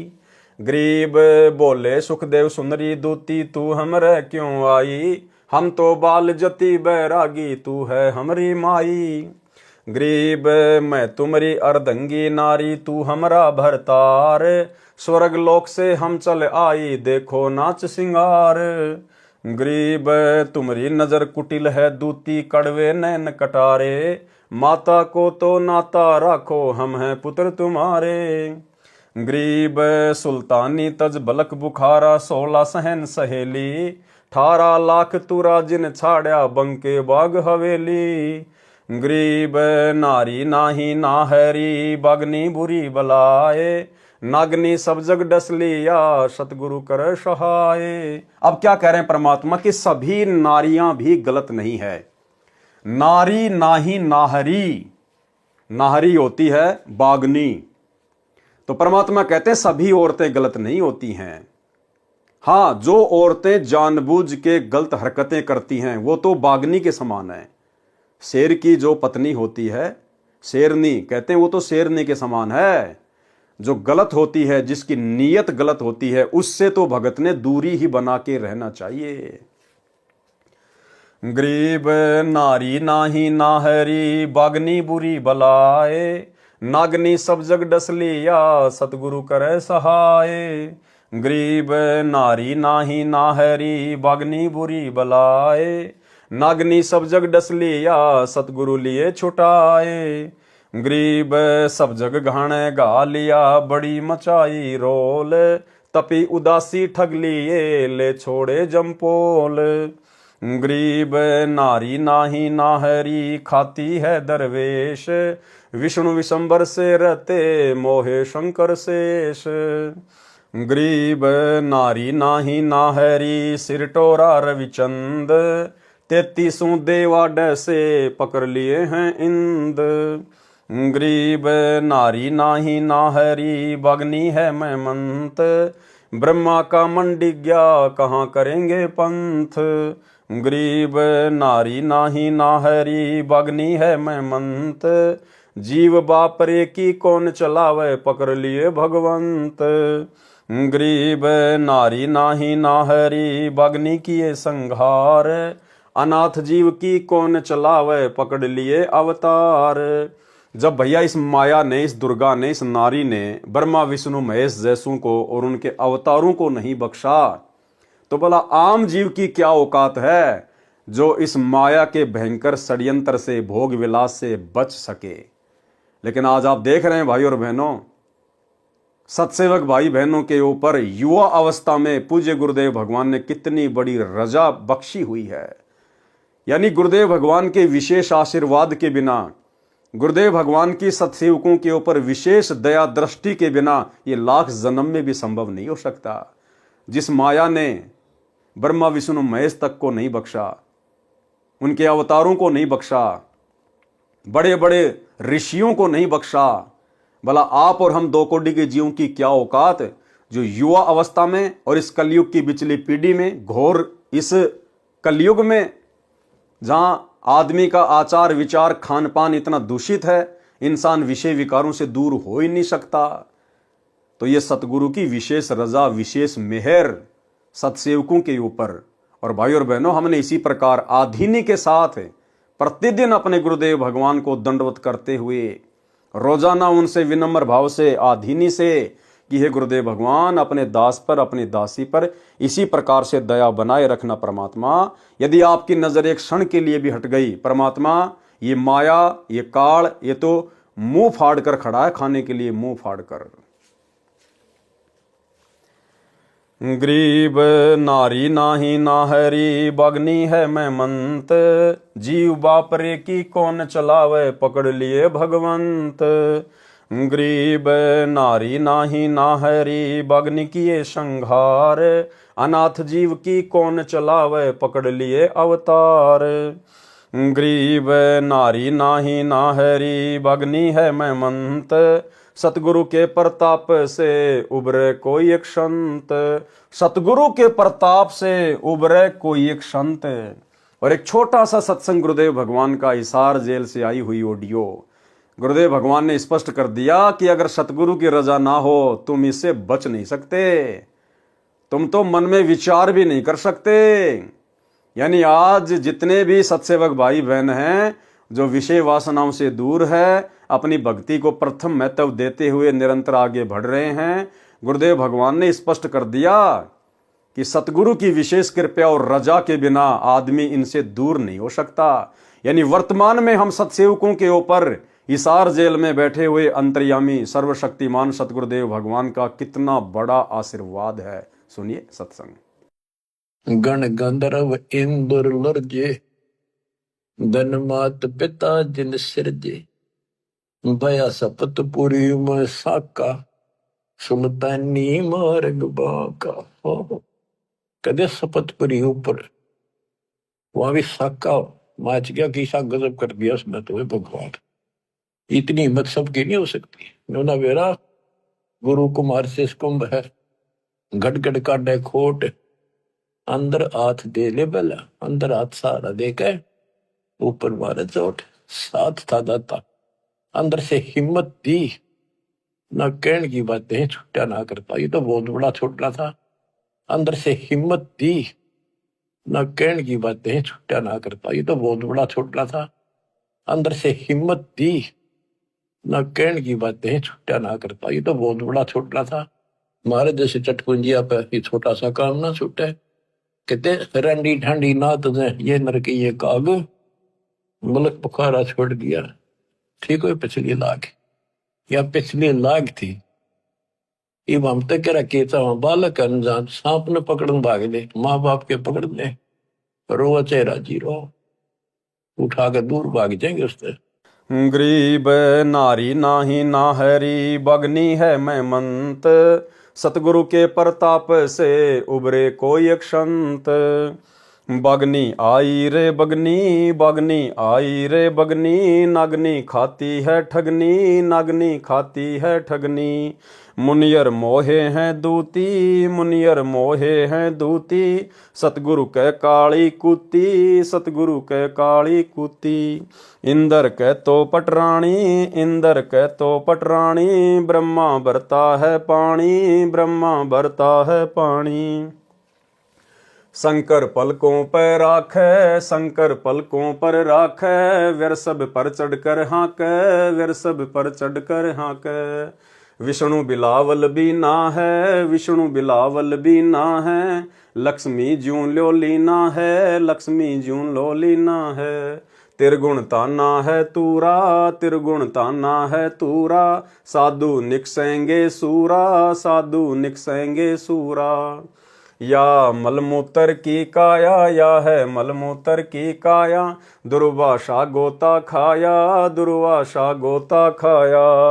डकनी डांडर डोबे, डकनी डांडर डोबे, बैठी पास नहीं सोबे, बैठी पास नहीं सोबे। पूज्य कबीर जी तथा माया का संवाद। यानी जब कबीर परमात्मा मगर से सशरीर सतलोक को जा रहे थे तो रास्ते में कबीर परमेश्वर को अपने जाल में फंसाने के लिए ये माया अर्थात दुर्गा एक सुंदर स्त्री का रूप धारण करके आ जाती है, और किस प्रकार से सतगुरु को एक आम भगत आम संत समझकर उनको अपने जाल में फंसाने का प्रयत्न करती है। आप और हमें शिक्षा दे रहे हैं गुरुदेव भगवान कि जब तुम यहां से चलोगे तुम्हारे साथ भी ऐसी ऐसी विकट परिस्थितियां पैदा होंगी, इसलिए आपने अपने सारे विषय विकार यहीं पर समाप्त कर लेने हैं इस स्थूल शरीर में भक्ति करते करते। माया सतगुरु से अटकी, माया सतगुरु से अटकी, जोगनी हमरे क्यों भटकी, जोगनी हमरे क्यों भटकी। हम तो भगली गर जोगी, हम तो भगली गर जोगी, हम नहीं माया के भोगी, हम नहीं माया के भोगी। तो में झगड़ा है भारी, तो में झगड़ा है भारी, मारे बड़ छत्रधारी, मारे बड़ छत्रधारी। सेवा करशूं मन की, सेवा करशूं मन की, हमको लागत है फीकी, हमको लागत है फीकी। हमरी सार नहीं जानी, हमरी सार नहीं जानी, अरी तत गाल दई घाणी, अरी तत गाल दई घाणी। चलती फिरती क्यों नाही तू, चलती फिरती क्यों नाही, हम रहते अवगत पद माही, हम रहते अवगत पद माही। अरे तू गैली है गोली, अरे तू गैली है गोली, दाग लगावेगी चोली, दाग लगावेगी चोली। मेरा अंजन है नूरी, मेरा अंजन है नूरी, अंदर में कै कस्तूरी, अंदर में कै कस्तूरी। तुम किसी राजा पे जाओ, तुम किसी राजा पे जाओ, हमरे मन नहीं भाओ, हमरे मन नहीं भाओ। मैं तो अर्धंगी दासी, मैं तो अर्धंगी दासी, हम हैं अनहदपुर वासी, हम हैं अनहदपुर वासी। हमरा अनहद में डेरा, हमरा अनहद में डेरा, अंत ना पावेगी मेरा, अंत ना पावेगी मेरा। हम तो आदि जुगादनी जी, हम तो आदि जुगादनी जी, अरे तुझे माता कहूँ अकधी, अरे तुझे माता कहूँ अकधी। अब मैं देऊंगी गाड़ी, अब मैं देऊंगी गाड़ी, हम तो जोगी ब्रह्मचारी, हम तो जोगी ब्रह्मचारी। आसन बांधूंगी जिंदा, आसन बांधूंगी जिंदा, गल में डारूंगी फंदा, गल में डारूंगी फंदा। आसन मुक्तारी माई, आसन मुक्तारी माई, तीनों लोक ने अंगाई, तीनों लोक ने अंगाई। हमरे द्वारे क्यों रोवो, हमरे द्वारे क्यों रोवो, किसी राजा राणे को जोवो, किसी राजा राणे को जोवो। हमरे भांग नहीं बोनी, हमरे भांग नहीं बोनी, माया शीस कूट रोनी, माया शीस कूट रोनी। तू तो जुगनी है खंडी, तू तो जुगनी है खंडी, मोरा फेर चली लंडी, मोरा फेर चली लंडी। हेला दीन्या रे भाई, हेला दीन्या रे भाई, हंसा परशत ही खाई, हंसा परशत ही खाई। बुरी नारी के विषय में अब परमेश्वर हमें समझाना चाहते हैं, शिक्षा देना चाहते हैं कि हर नारी गलत नहीं होती और हर नारी अच्छी भी नहीं होती।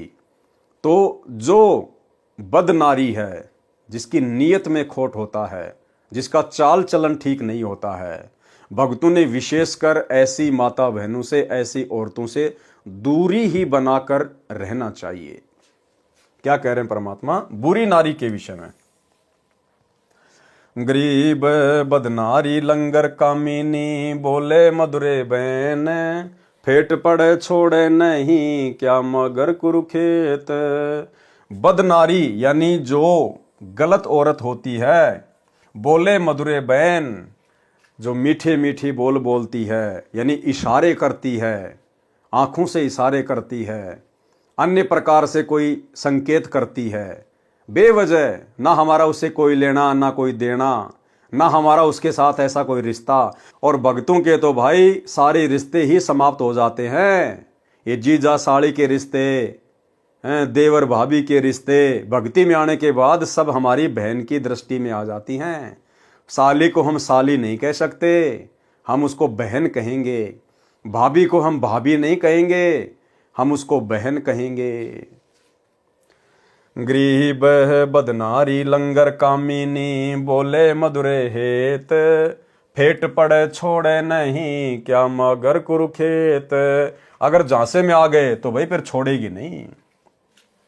गरीब बदनारी लंगर कामिनी, बोले मधुरे बोल, फेट पड़े छोड़े नहीं, काढ़े घूंघट झोल।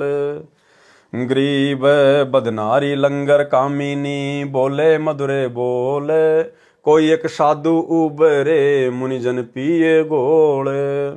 गरीब बदनारी लंगर कामिनी, जामे अनगिन खोट, फांसी डारे बाह कर लाख में चोट।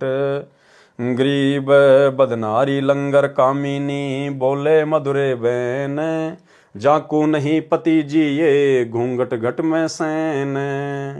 जो आवश्यकता से ज्यादा मीठा मीठा बोलती है, घूंघट में से संकेत करती है, यानी विशेष गलत नीयत से जो संकेत करती है, परमात्मा कहते हैं नजदीक भी नहीं जाना उनके। गरीब बदनारी लंगर कामिनी, बोले मधुरे बैन, जाके पास न बैठी ये, जाका कैसा देन। यानी उनका कोई दीन धर्म नहीं होता है, जो गलत औरतें होती हैं। गरीब बदनारी नाही नाहरी, जंगल का शेर, बाहर भीतर मारी है, मुनिजन की ये जेर। गरीब सतगुरु हेला देत है, सुनियो संत सुजान, बदनारी पास न बैठी ये, बदनारी आई खान। गरीब नैनों का जलबाही कर, खाए लिए हैं हंस, हाथों मेहंदी लाए कर, डोब दिए कुलवंश। यानी 16 प्रकार के श्रृंगार करके इंसान को रिझाने का प्रयत्न करती हैं जो गलत औरतें होती हैं। गरीब उल्टी मांग बराए कर, मंजन कर है गात, मीठे बोले मगन होवे, लावे बो विधि गात। गरीब पूत पूत करी खा गई, भाई बीरा होए, कसम कसम कर पी गई, बदनारी विस्की लोए। गरीब क्या बेटी क्या बहन है, क्या माता क्या जोए, बदनारी काली नागनी, खाते हो सो होए। यानी जो बदनारी है वो चाहे कोई भी हो, चाहे बहन हो, चाहे बेटी हो, चाहे औरत हो, भगत ने उससे बचकर ही रहना चाहिए। गरीब माया काली नागनी, अपने जाए खात, कुंडली में छोड़े नहीं, सो बातों की बात। गरीब कुंडली में से निकले रैदास संग दत्त कबीर, सुखदेव ध्रुव प्रहलाद से नहीं निकले रणधीर। गरीब कुंडली में से निकले सुल्तानी बाजीद, गोपी चंदना भरथरी, लाई डाक फरीद। यानी ये जो रविदास जी हैं और जो ये दत्तात्रेय जी हैं, भगत सुल्तान है और ये बाजीद है, ये केवल माया से इतने बाहर निकले हैं कि परमेश्वर इनको मिले और इनको परमेश्वर ने अपनी शरण में ले लिया, इनको शत भक्ति दे दी और इनको काल के जाल से बाहर निकाल लिया। और वर्तमान समय में परमेश्वर इन सभी आत्माओं को फिर से मनुष्य जन्म देंगे और फिर से इनको भक्ति पे लगाएंगे, यानी इनको काल के हाथों में नहीं जाने दिया परमात्मा ने। गरीब जनक विदेही नहीं उबरे, नागनी बंदी डाढ़, नानक दादू उबरे, ले सतगुरु की आड़। गरीब 3 लोक घाणी घली, 14 भुवन भिमंड, माया नगनी खाली ये, सकल दीप नौखंड। गरीब बदनारी काली नागनी, देखत ही डस जाए, बोले से तब खंड होए, पर से सब कुछ जाए। क्या कह रहे हैं परमात्मा? बदनारी काली नागनी देखत ही डस जाए डस खाए, और बोलने से तप खंड होए। अगर किसी बदनारी से हम बातचीत भी करते हैं, उसके साथ में बातचीत करने मात्र से हमारा तप यानी भक्ति खंडित होगी, हमारे विचारों में मलिनता पैदा होगी, वो अपना प्रभाव जमाने का प्रयास करेगी, काल अपना जाल उसके माध्यम से हमारे ऊपर फेंकने का प्रयास करेगा। इसलिए गुरुदेव भगवान कहते हैं, जो माता बहनें जिनकी नीयत सही नहीं होती है, भाई उनके हाव भाव से, उनके बोलचाल से ही व्यक्ति को पता चल जाता है। तो गुरुदेव भगवान कहते हैं, ऐसी औरतों से भगत ने दूर ही रहना चाहिए, उनसे बातचीत भी नहीं करनी चाहिए, बातचीत भी, अन्यथा तुम्हारा तप खंड होगा यानी भक्ति खंड होगी। और यदि आपने उनके साथ में संबंध बना लिए, पर से सब कुछ जाए, अगर आपने शारीरिक संबंध बना लिए तो आपका धर्म कर्म सब कुछ नष्ट। गरीब बदनारी काली नागनी, देखत ही डस खाए, बोले से तप खंड होए, पर से सर्वस जाए। गरीब बदनारी काली नागनी, मारत है भरी डंक, सुनर मुनिजन डस लिए, खाए राव और रंक। गरीब बदनारी काली नागनी, मारत है भरी डंक, शब्द गारड़ू जो मिले, जाकू कछु न संख। गरीब नाग दमन को नमत है, गाली पिटारे खेल, साचा सतगुरु गारड़ू, लहरी ने व्याप पेल। गरीब कामी कोयला हो गया, चढ़े न दूजा रंग, पर नारी स्यों बंध गया, कोटि कहो पर संग। जिसको दूसरी औरतों का रंग चढ़ गया है, यानी जो व्यक्ति अपनी आदतों से मजबूर है, विषय वासनाओं में बुरी तरह से गैर औरतों के साथ में बंधा हुआ है, कहते हैं उसको चाहे आप कितने ही सत्संग सुना दो, कितनी ज्ञान की बातें बता दो, उसके एक भी समझ में नहीं आएगी। गरीब कामी कोयला हो गया, चढ़े न दूजा रंग, पर नारी सू बंध गया, कोटि कहो पर संग। गरीब पर नारी ना परसिए, मानो शब्द हमार, भवन चतुर्दशतास पर त्रिलोकी का भार। पर नारी के साथ यदि आपने शारीरिक संबंध बनाए तो परमात्मा कहते हैं 3 लोक का भार आपके ऊपर रख दिया जाएगा।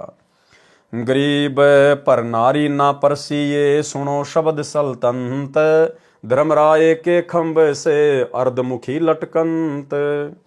गरीब आवत मुख नहीं देखिए, जाति की नहीं पीठ, क्या अपनी क्या और की, सब ही बदनारी अंगीठ। एक भगत के अंदर विशेष लक्षण होना चाहिए। परमात्मा कह रहे हैं कि सामने से यदि कोई बहन बेटी आ रही है तो भगत ने उसकी मुंह की तरफ नहीं देखना चाहिए। अगर स्वाभाविक ध्यान अगर चला जाए तो कोई बात नहीं, लेकिन एक टक भगत ने नहीं देखना चाहिए उसकी तरफ। और जैसे ही वो आपको पास कर जाए तो आपने पीछे मुड़ के उसकी पीठ की तरफ नहीं देखना चाहिए। ये परमात्मा ने भगत का लक्षण बताया, अन्यथा आपके मन में दोष आएगा। हजरत मोहम्मद जी ने अपने फॉलोवर्स को शिक्षा दी थी और कहा था कि पहली नजर इंसान की, आपकी नजर पहली बार में किसी भी चीज पर जा सकती है क्योंकि आपको मालूम नहीं है कहां क्या है। पहली नजर इंसान की और दूसरी नजर शैतान की। और उसके बाद यदि आपने विषय वासना में आके या लोभ लालच में आके अगर उस चीज की तरफ देखा है दोबारा से, तो फिर वो शैतान की नजर है, वो काल का जाल है फिर। तो परमात्मा कहते हैं कोई बहन बेटी अगर सामने से आ रही है तो हमने उसके चेहरे की तरफ नहीं देखना चाहिए, अपना नीची गर्दन करके, नीची नजरें करके हमने एक सहज भाव में हमने आगे बढ़ना है।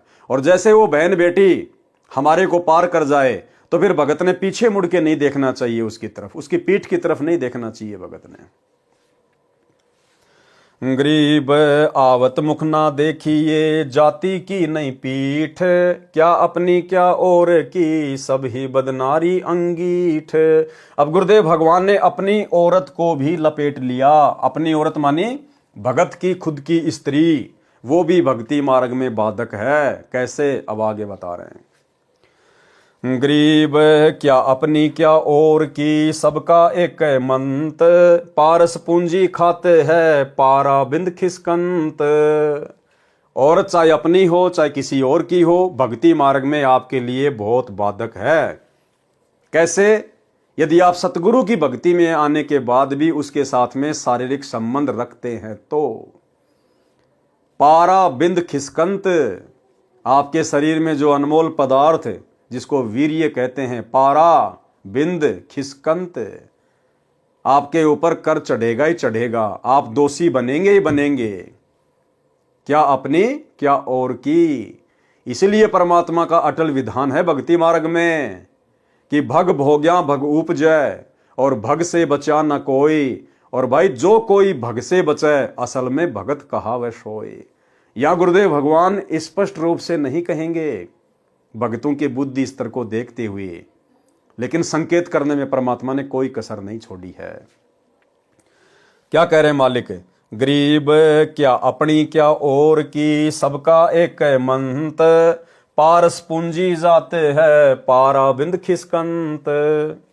गरीब क्या अपनी क्या और की, सब एक सी बदनार, पारस पूंजी जाते है खिसक्या बिंद सिंबार। कि भाई अपने बिंद को संभाल ले, संभोग क्रिया के दौरान अपने शरीर से निकलने वाले अनमोल पदार्थ को संभाल ले। क्या कह रहे हैं?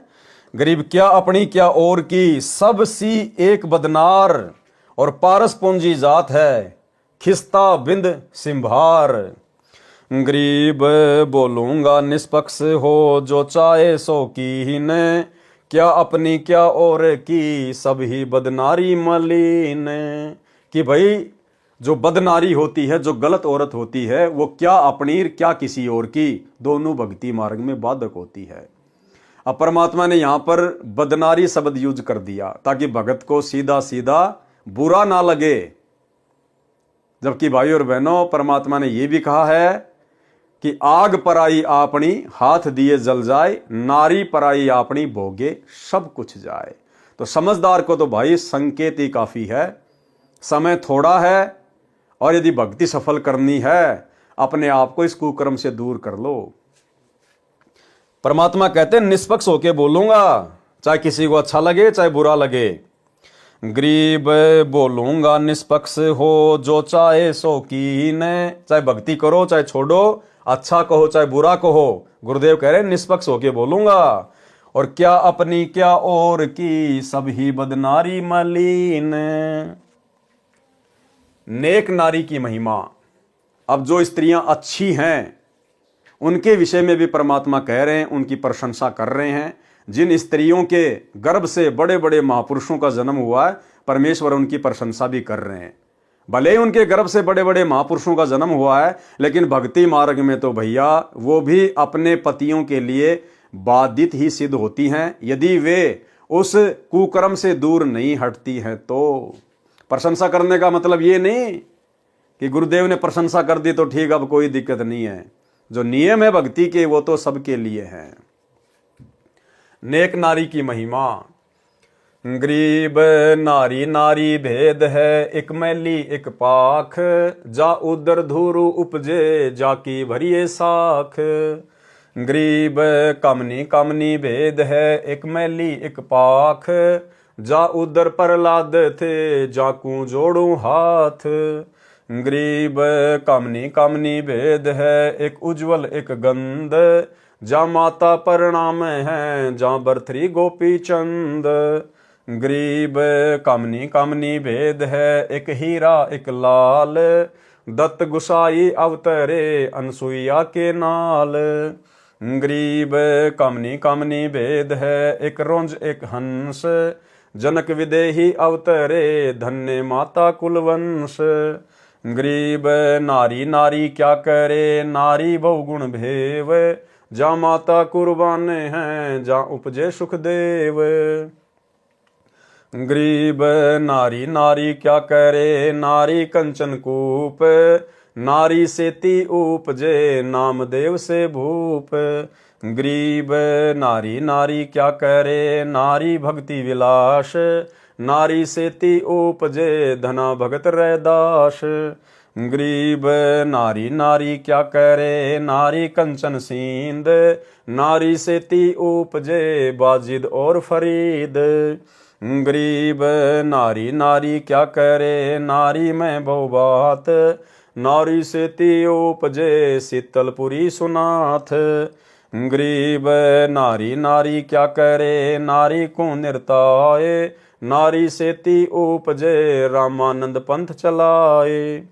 गरीब नारी नारी क्या करे, नारी नर की खान, नारी से ती उपजे नानक पद निर्वाण।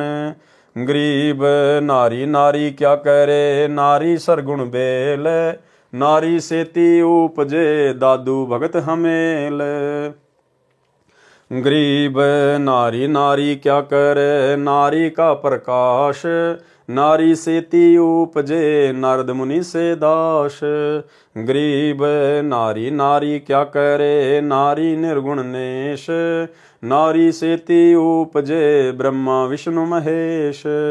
गरीब नारी नारी क्या करे, नारी मूला माए, ब्रह्म जुगनी आदि है चरण कमल ल्योलाए।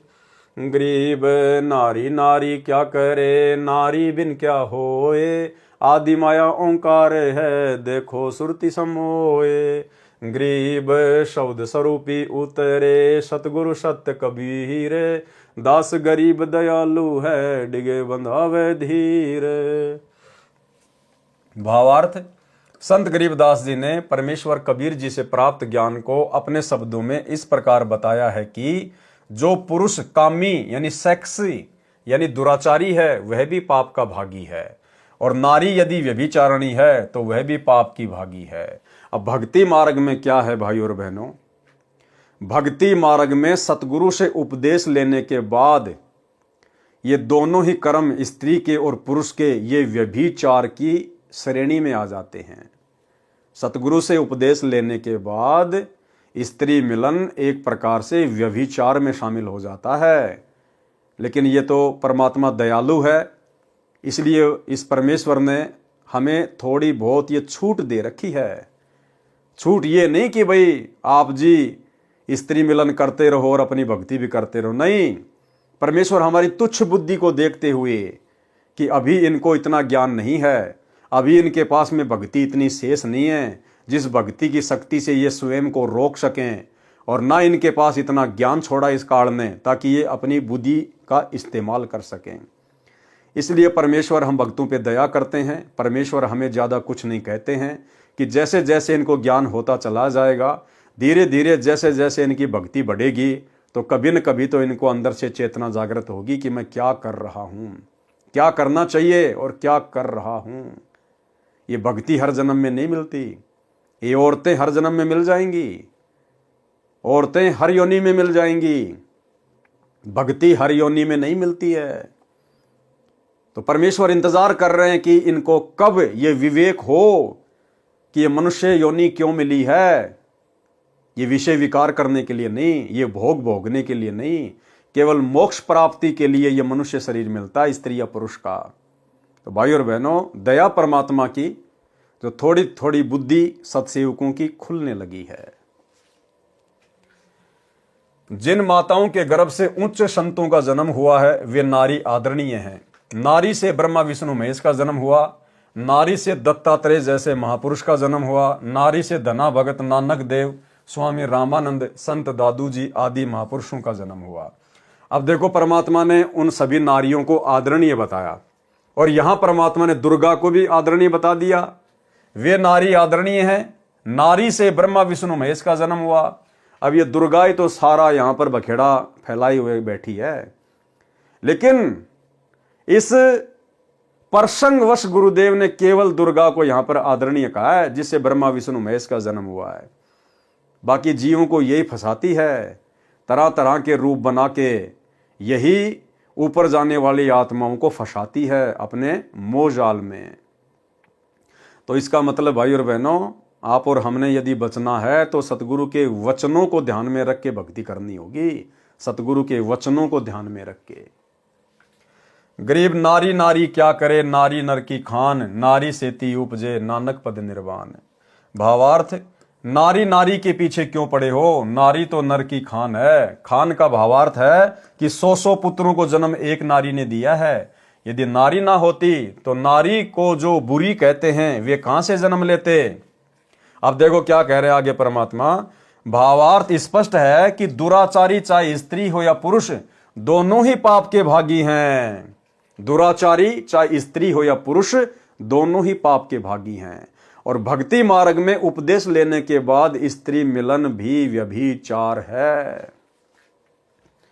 यदि भक्ति करते हैं तो उनके पाप क्षमा हो जाते हैं। अगर भक्ति करते हैं तो उनके पाप क्षमा हो जाते हैं। कौन से पाप? नाम उपदेश लेने से पहले आपने जो भी दुराचार किए, जो भी कुकर्म किए, वो परमात्मा साफ कर देता है। उपदेश लेने के बाद यदि आप फिर से उन्हीं कुकर्मों में लिप्त हो जाओगे तो भाई वो परमात्मा कैसे धोएगा। यदि भक्ति करते हैं तो उनके पाप क्षमा हो जाते हैं।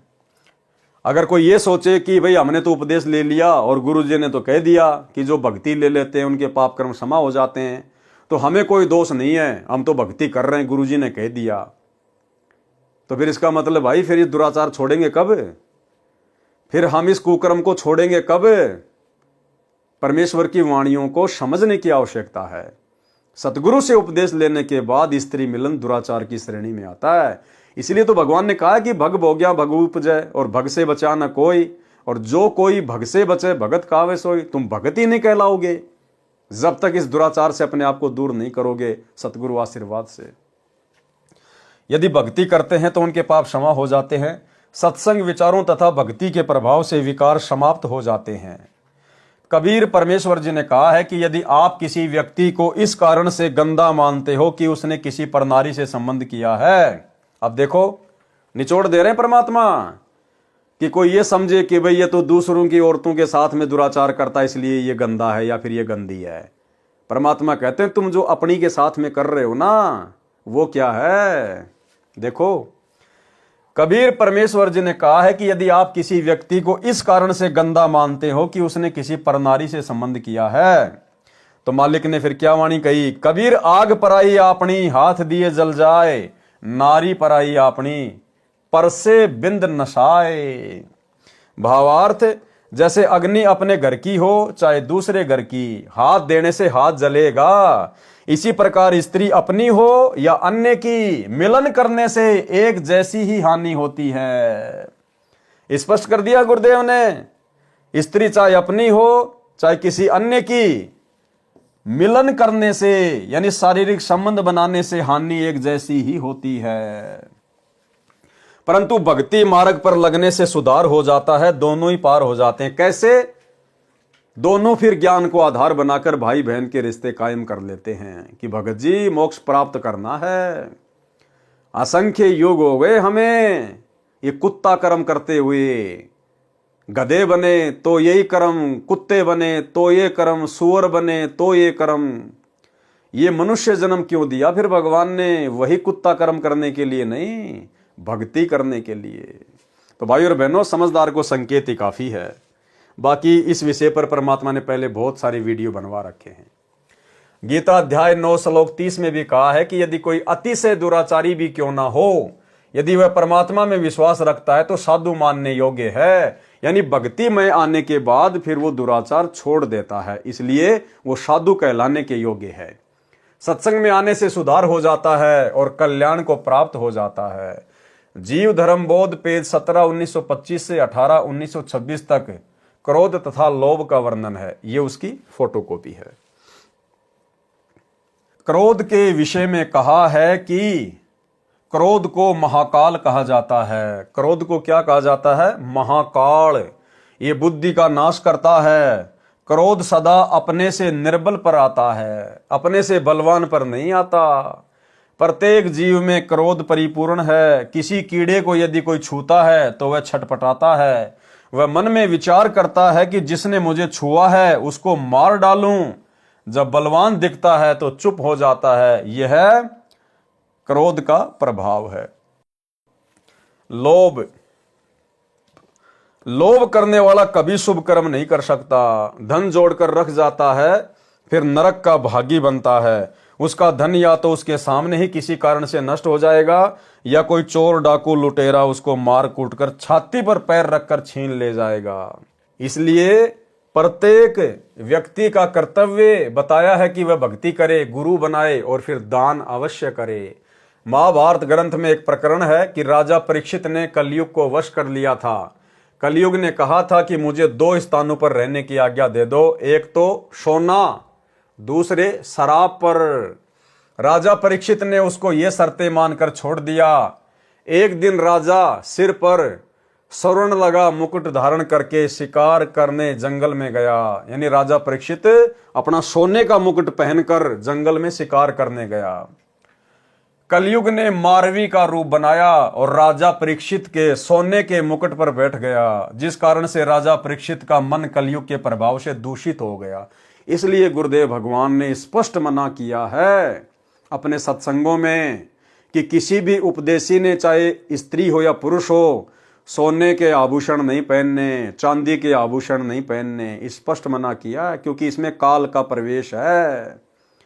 आपकी बुद्धि को कभी भी ठीक ठिकाने नहीं रहने देगा। आप चाहे कितने पाठ करवा लो, कितनी ज्योति करवा लो, कितने सत्संग सुन लो, जब तक आप सतगुरु की पूर्ण मर्यादा में नहीं हो, एक एक वचन में नहीं चलोगे, अपने नाक में, कानों में, हाथों में, अंगुलियों में सोने चांदी के आभूषण धारण करके रहोगे, चाहे इतना सा ही क्यों ना पहनो, आपके सिर पर काल बैठा रहेगा। जिस कारण से राजा परीक्षित का मन कलयुग के प्रभाव से दूषित हो गया। राजा ने एक भिंडी नाम के ऋषि से जंगल से बाहर जाने का मार्ग पूछा। ऋषि साधना में लीन था, सुना नहीं, जिस कारण से कोई उत्तर नहीं दिया।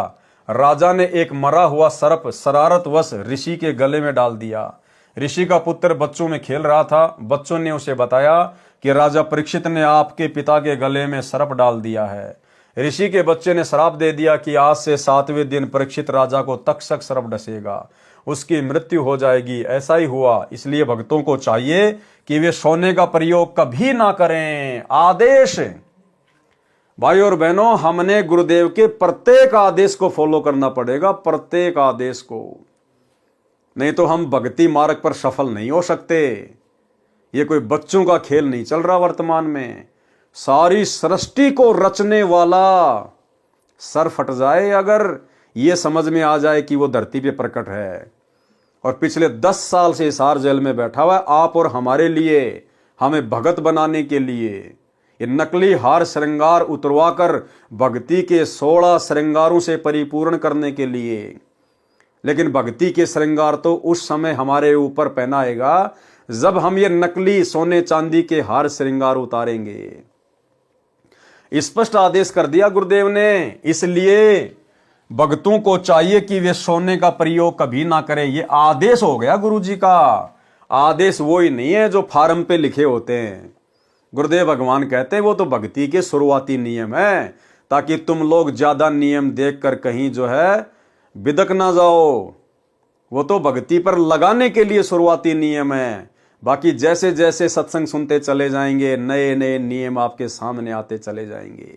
इसीलिए तो परमात्मा ने संघ का समाधान नाम की पुस्तक लिखवाई है, जिसमें तकरीबन 200 नियम है। 200 नियम। अब बताओ भाई और बहनों, कोई कैसे फॉलो कर लेगा वो 200 नियम? इसीलिए तो लोगों को साथ संगति अच्छी नहीं लगती है। ये साथ संगति की बातें लोगों को कांटे की तरह चुभती है, क्योंकि भगत कोई बनना नहीं चाहता। सतगुरु के प्रत्येक वचन पर रहकर भक्ति कोई करना नहीं चाहता। कोई आता भी है तो थोड़े दिनों में फिर भाग जाता है, क्योंकि परमात्मा कहते हैं संत सूरमा शेर है, गरजे और गाजे, बाकी दुनिया तो भेड़ है, बिदके और बाजे। छोड़ छोड़ भाग जाएंगे साथ संगति को। कोई सूरमा, कोई सूरवीर ही रुकेगा इस मार्ग पर। तो स्पष्ट आदेश है गुरुदेव भगवान का। और एक छोटा सा सत्संग जो दास आप जियों को बार बार सुनाता है, परमात्मा ने उस सत्संग में भी अपने मुख कमल से स्पष्ट कह रखा है कि क्या फायदा इस सोने का, इस आभूषण का। नाक में गाल लिए हैं, कानों में डाल लिए। गुरुदेव कह रहे इसको तो घर में भी नहीं रखना चाहिए, घर में भी। सुनिए छोटा सा सत्संग। ये तो खाम खागा सर दर्द है, सोना तो घर में बना रखना चाहिए आपने, और ना इसको पहनना चाहिए। क्या फायदा कान में डाल लिया, कान आंख नाक में डाल लिया, 36 पंगे कड़े बना लिए। ये तो खाम खागा सर दर्द है, सोना तो घर में बना रखना चाहिए आपने, और ना इसको पहनना चाहिए। क्या फायदा, कान में डाल लिया, कान आंख नाक में डाल लिया, 36 पंगे कड़े बना लिए। परमात्मा ने इतना सुंदर शरीर दे रखे, इस पर आडंबर करने की कतई जरूरत नहीं। इसे भगवान रुष्ट होता है। भगवान की भक्ति करे, चाहे किसा भी शरीर है, काला है, गोरा है, जैसा भी मालिक ने दिया है, इसमें हम परमात्मा पा सकते हैं। इस काया का गर्व ना करियो के काला के गोरा रे। तो भाई और बहनों, हम भक्ति पर उसी समय सफल होंगे जब गुरु के प्रत्येक वचन को अपने जीवन में उतार लेंगे। और ये आदेश भाई और बहनों आपको केवल स्पेशल कोई सात संगति में नहीं दिए जा रहे, सात संगति में नहीं बताया जा रहा। हाँ, सात संगत वाले भाई बहन तो परमेश्वर की विशेष आत्मा है, जिनके ऊपर अपने गुरु के वचनों का, अपने गुरु के शब्दों का असर हो जाता है और वे हर प्रकार से संघर्ष करते हुए, चाहे घर छूटे, चाहे जग रूठे, चाहे रूठो ये संसारा हो, कौन सुनेगा फिर मेरी काल लोक में जब गुरु रूठ गया मेरा हो। तो सत्सेवक भाई बहन तो तुरंत उन चीजों को फॉलो कर लेते हैं, क्योंकि परमेश्वर के युगों युगों के हंस हैं, युगों युगों के माल हैं। अन्यथा भाई और बहनों, यही बातें, जो बातें सात संगति के वीडियो के माध्यम से ये पवन दास बोलता है, और सात संगति से जुड़े हुए भाई बहन उन बातों को तुरंत अपने गुरु का आदेश मानकर, ज्ञान को आधार बनाकर तुरंत स्वीकार कर लेते हैं और निकाल फेंकते हैं सोना चांदी अपने घर से और अपने नाक से और अपने कानों से। और यही बातें उन सतलोक आश्रम मैनेजमेंट हरियाणा वालों को गुरुजी की तरफ से बताई जाती हैं। और गुरु के आदेश को जब गुरु का परिवार संगत में पारित करता है तो किसी पे कोई असर नहीं होता। क्यों नहीं होता? क्योंकि गुरु का खुद का परिवार सतलोक आश्रम मैनेजमेंट हरियाणा, ये खुद गुरु की मर्यादाओं को फॉलो नहीं करते हैं, जिस कारण से संगत पर उनके शब्दों का कोई असर नहीं होता।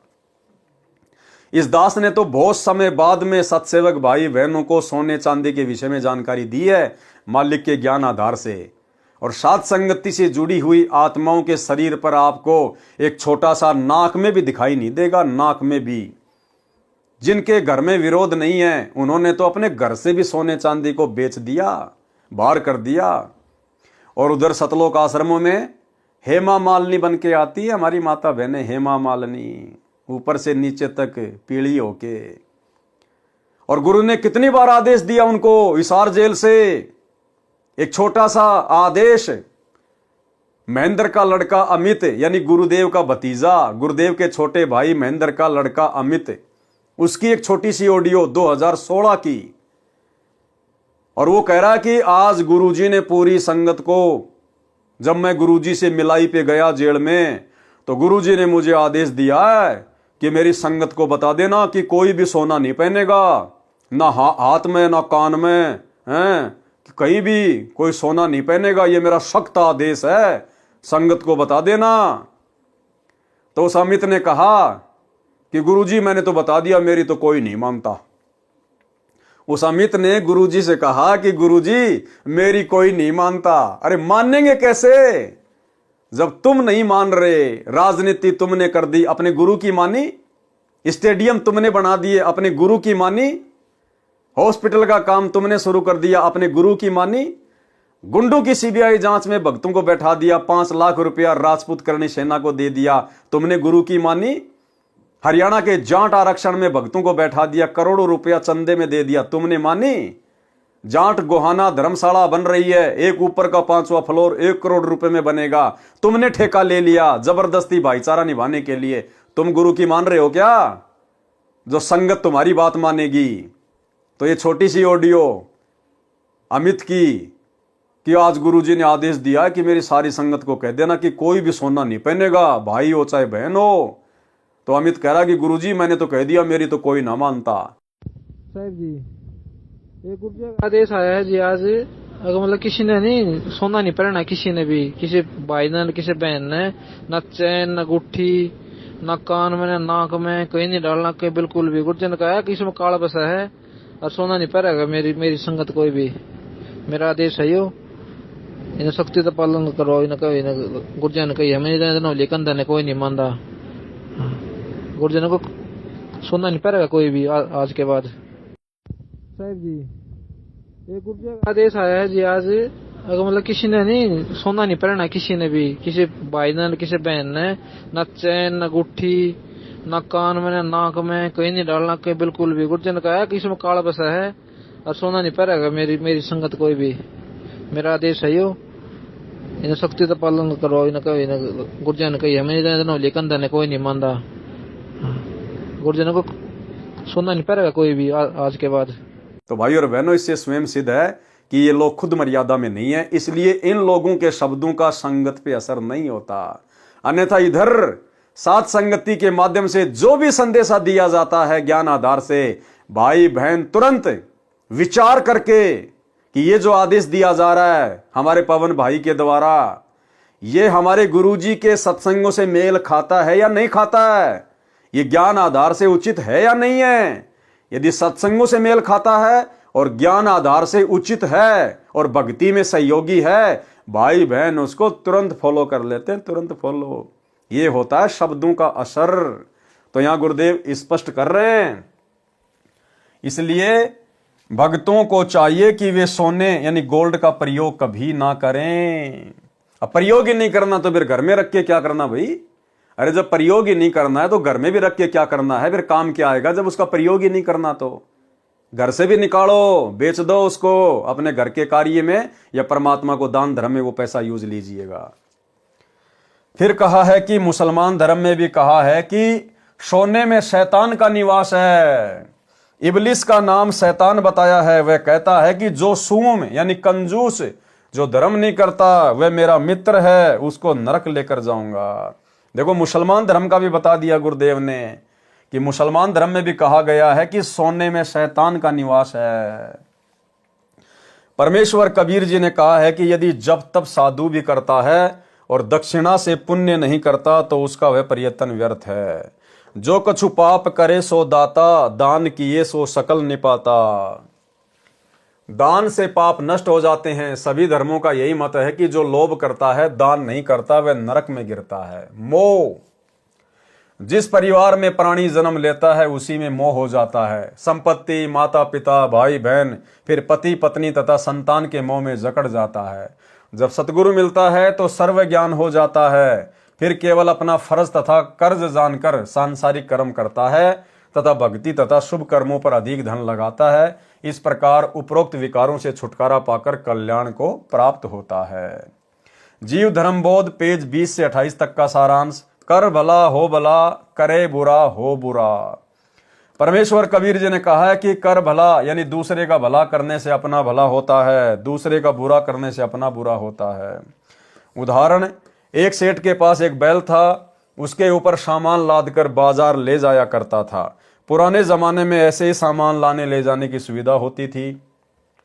उस समय बैलगाड़ी का विकास नहीं हुआ था। व्यापारी लोग बैलों पर गधे की तरह बोरा यानी थैला रखकर सामान का लाना ले जाना करते थे। उस सेठ के पड़ोस में एक धोबी रहता था। उसके पास एक गधा था। गधा कभी कभी ऊंचे स्वर में बोलता था।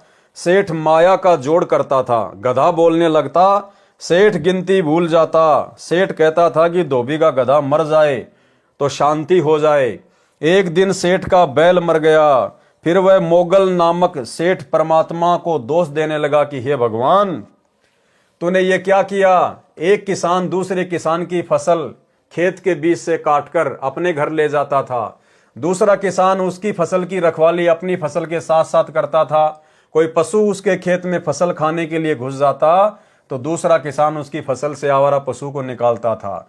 जो चोरी करता था उसकी फसल को रोग लग गया। दूसरे किसान की फसल सामान्य से अधिक निकली। तब उस चोर को एहसास हुआ तथा अपनी गलती मानी। तब दूसरे किसान ने कहा, हे भाई, सतगुरु जी कहते हैं कि चोर कभी धनवान नहीं होता। चोरी करता है 100 रुपए की, उसको हानि होती 1000 रुपए की। उसको जिसके धन की चोरी चोर करता है उसको परमात्मा अधिक देता है। इस प्रकार भला करने वाले का भला तथा बुरा करने वाले का बुरा होता है। ये जीव धर्म बोध है, पेज नंबर 1995। ये कुछ वाणियां लिखी हैं परमात्मा ने। कर्म बंधन तथा छुटकारा। भावार्थ, परमेश्वर कबीर जी ने बताया है कि सर्व प्राणी कर्मों के वश जन्मते मरते तथा कर्म करते हैं। कर्मों के बंधन को सतगुरु छुड़ा देता है।